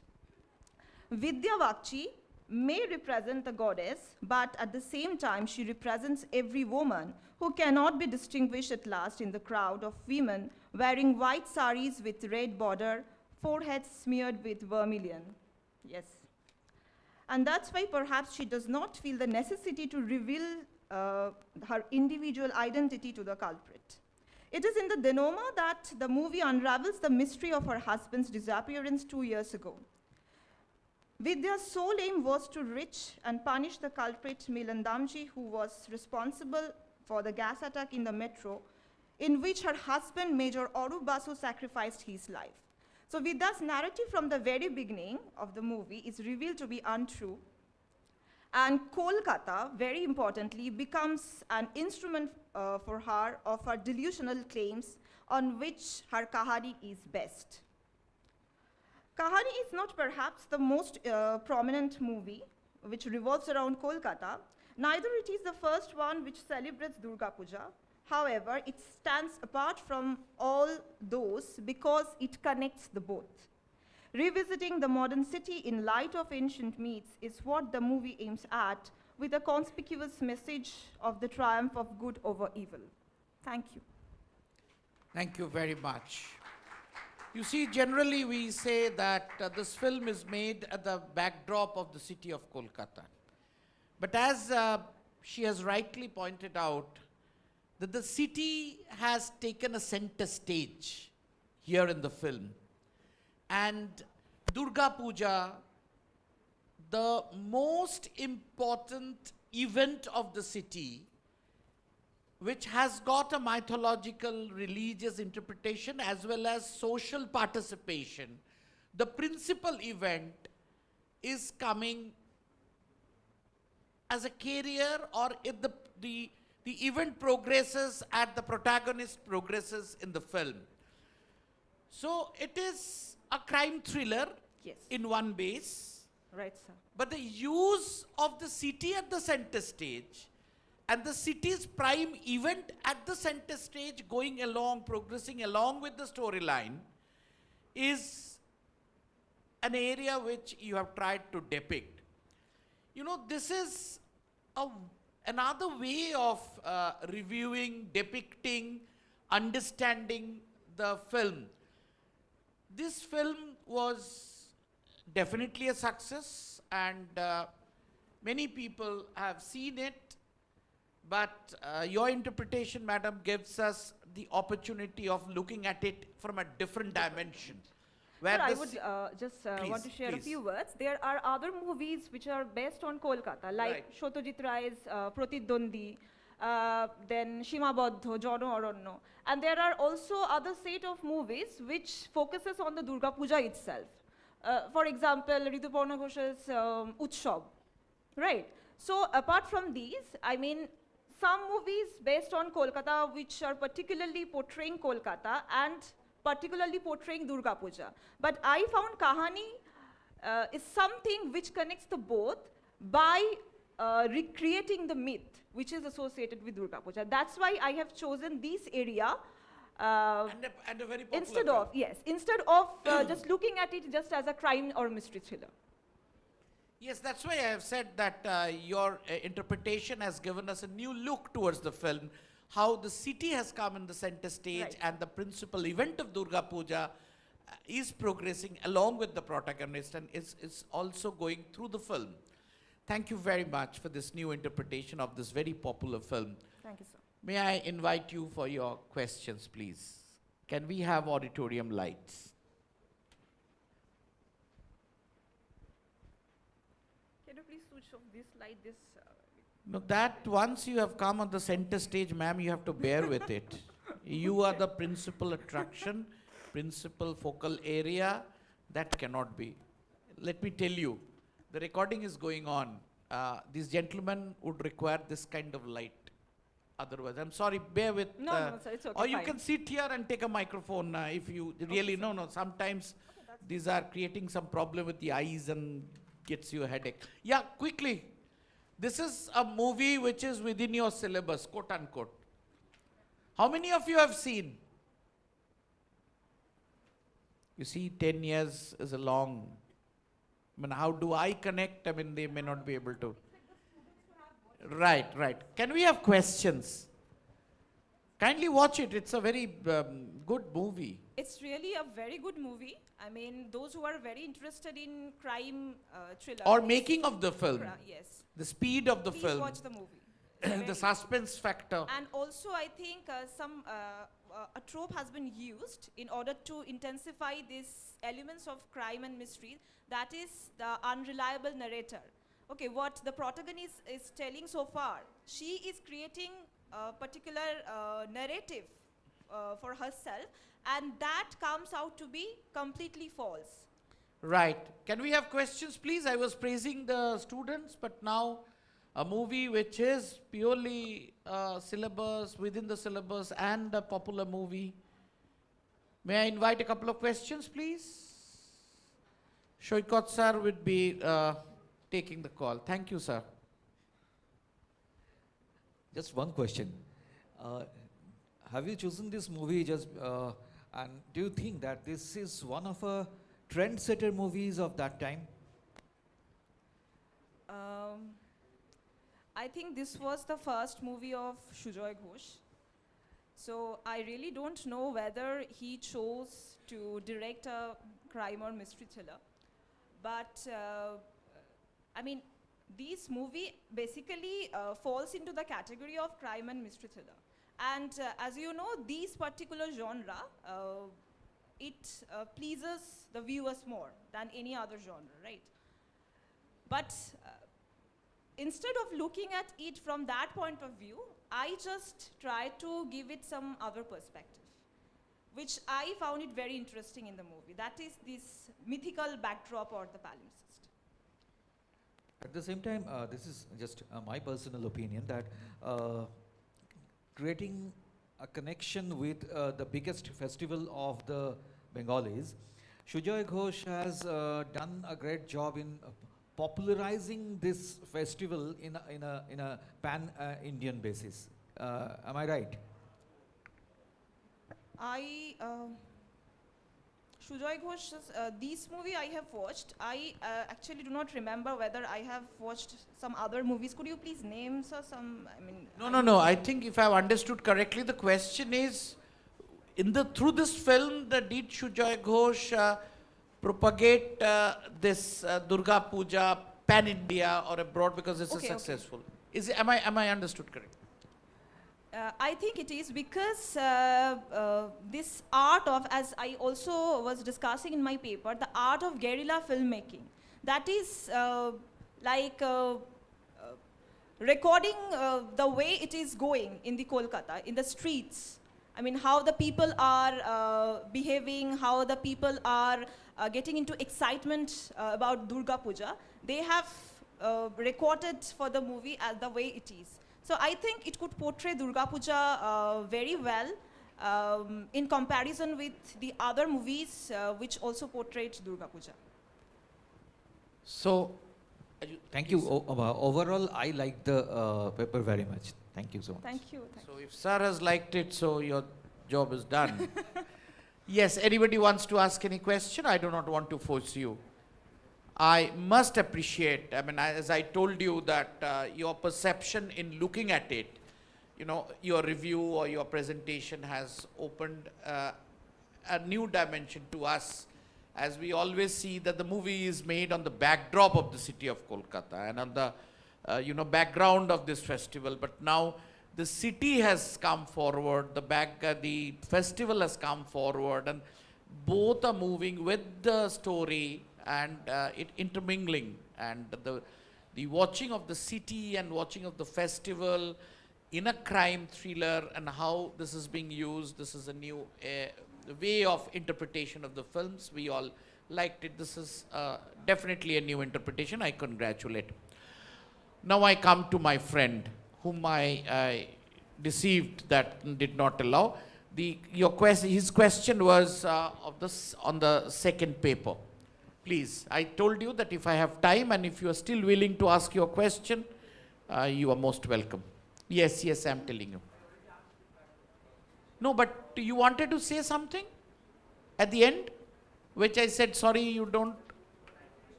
Oh, okay.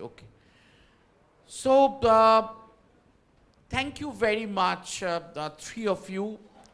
And I don't know about you, whether it is your core area of research or you also have taken up this research work, minor research for this particular session, or is it your core area of research, or you, yes? Yes. Sir, actually, I want to do my research on the rewritings of the Mahabharata, which deals with this aspect of myth. That's why I chose Which discipline do you belong to? Sir, English. English, very good. Humanities. Humanities. So, the respected paper presenters of the session and distinguished faculty members and my dear students. As I said, the purpose of this academic discourse is to expose ourselves to newer areas which they have researched, reviewed, and found something new to present before us. I think all these papers have done immensely good work of research, watching it in completely different ways, taking up issues like starting from the end in the reverse order, that as I was telling you, that the city comes in the center stage, the principal event comes to the center stage and going ahead with the protagonist and the film, and the new interpretation is definitely something to give us a new idea to look at this film. And the issue of LGBTQ and responsible filmmaking was another area which was presented. And I think the takeaway is when we ask the filmmakers to be responsible, we all need to be responsible in dealing with or, making loose comments and things like that. And the concept of body and bodily expressions, why they are used and what are the implications of them in a film, was also analyzed in a great way. That the concept of body and the taboo and the society portrayal of women in film or media. And another point which she made, that this concept and storyline was taken, not much of extravaganza was made, but yet got a box office. So we need to understand these nuances also. I appreciate your efforts, and I also appreciate that this is not your core area. So in the areas of humanities and social sciences, given any area, you can come forward to do maybe a minor research and things like that. That speaks of your research orientation and the methodology and explaining and analyzing it in a own way of your findings. I appreciate that. I appreciate the students. I really appreciate you, that you could connect with the discourses and all the questions asked were relevant and of a standard of a benchmark. And starting from UG 1 to PG, everybody was quite comfortable in asking questions. These days, everybody writes the questions and reads it out from the mobile. This is a new style. I do not want to comment, because if I comment, then I'll be stigmatized as a very old school person. Doesn't matter, doesn't matter. How do you ask the question is not the concern. The concern is your question, and you have asked question. That is something quite important for the entire activity of having this kind of conclave, exposing you to various new thoughts from different people.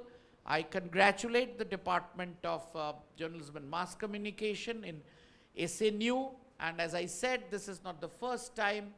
I have come earlier, I do come here, and I do have very high esteem about this department, this university, and especially the students of this department. But the high esteem was on a different score, that I know that you are capable of streaming live events like book fair and many other things. You can do live transmissions, you can do newsletters, you can do all kinds of productions which are practical oriented. But when it comes to theory also, nobody can say SNU gives more importance to the practical and keeps this theoretical aspect and academic discourses in the back seat. No, it's the balance between the two. I appreciate that. Thank you, one and all. Thank you.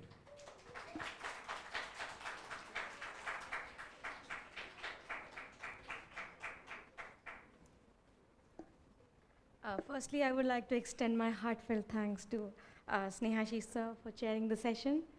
Thank you to all the participants for being part of our conclave and making it an enriching experience for all of us. As we end the session, I would like to thank all of you for being a wonderful audience.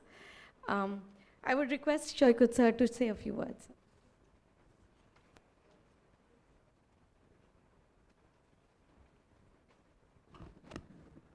I just take this opportunity to tell especially the students that the gentleman who is sitting here, Mr. Snehashi Shur, is one of the most respected media educators of India, and he was my teacher in my university days when I studied Masters in Journalism.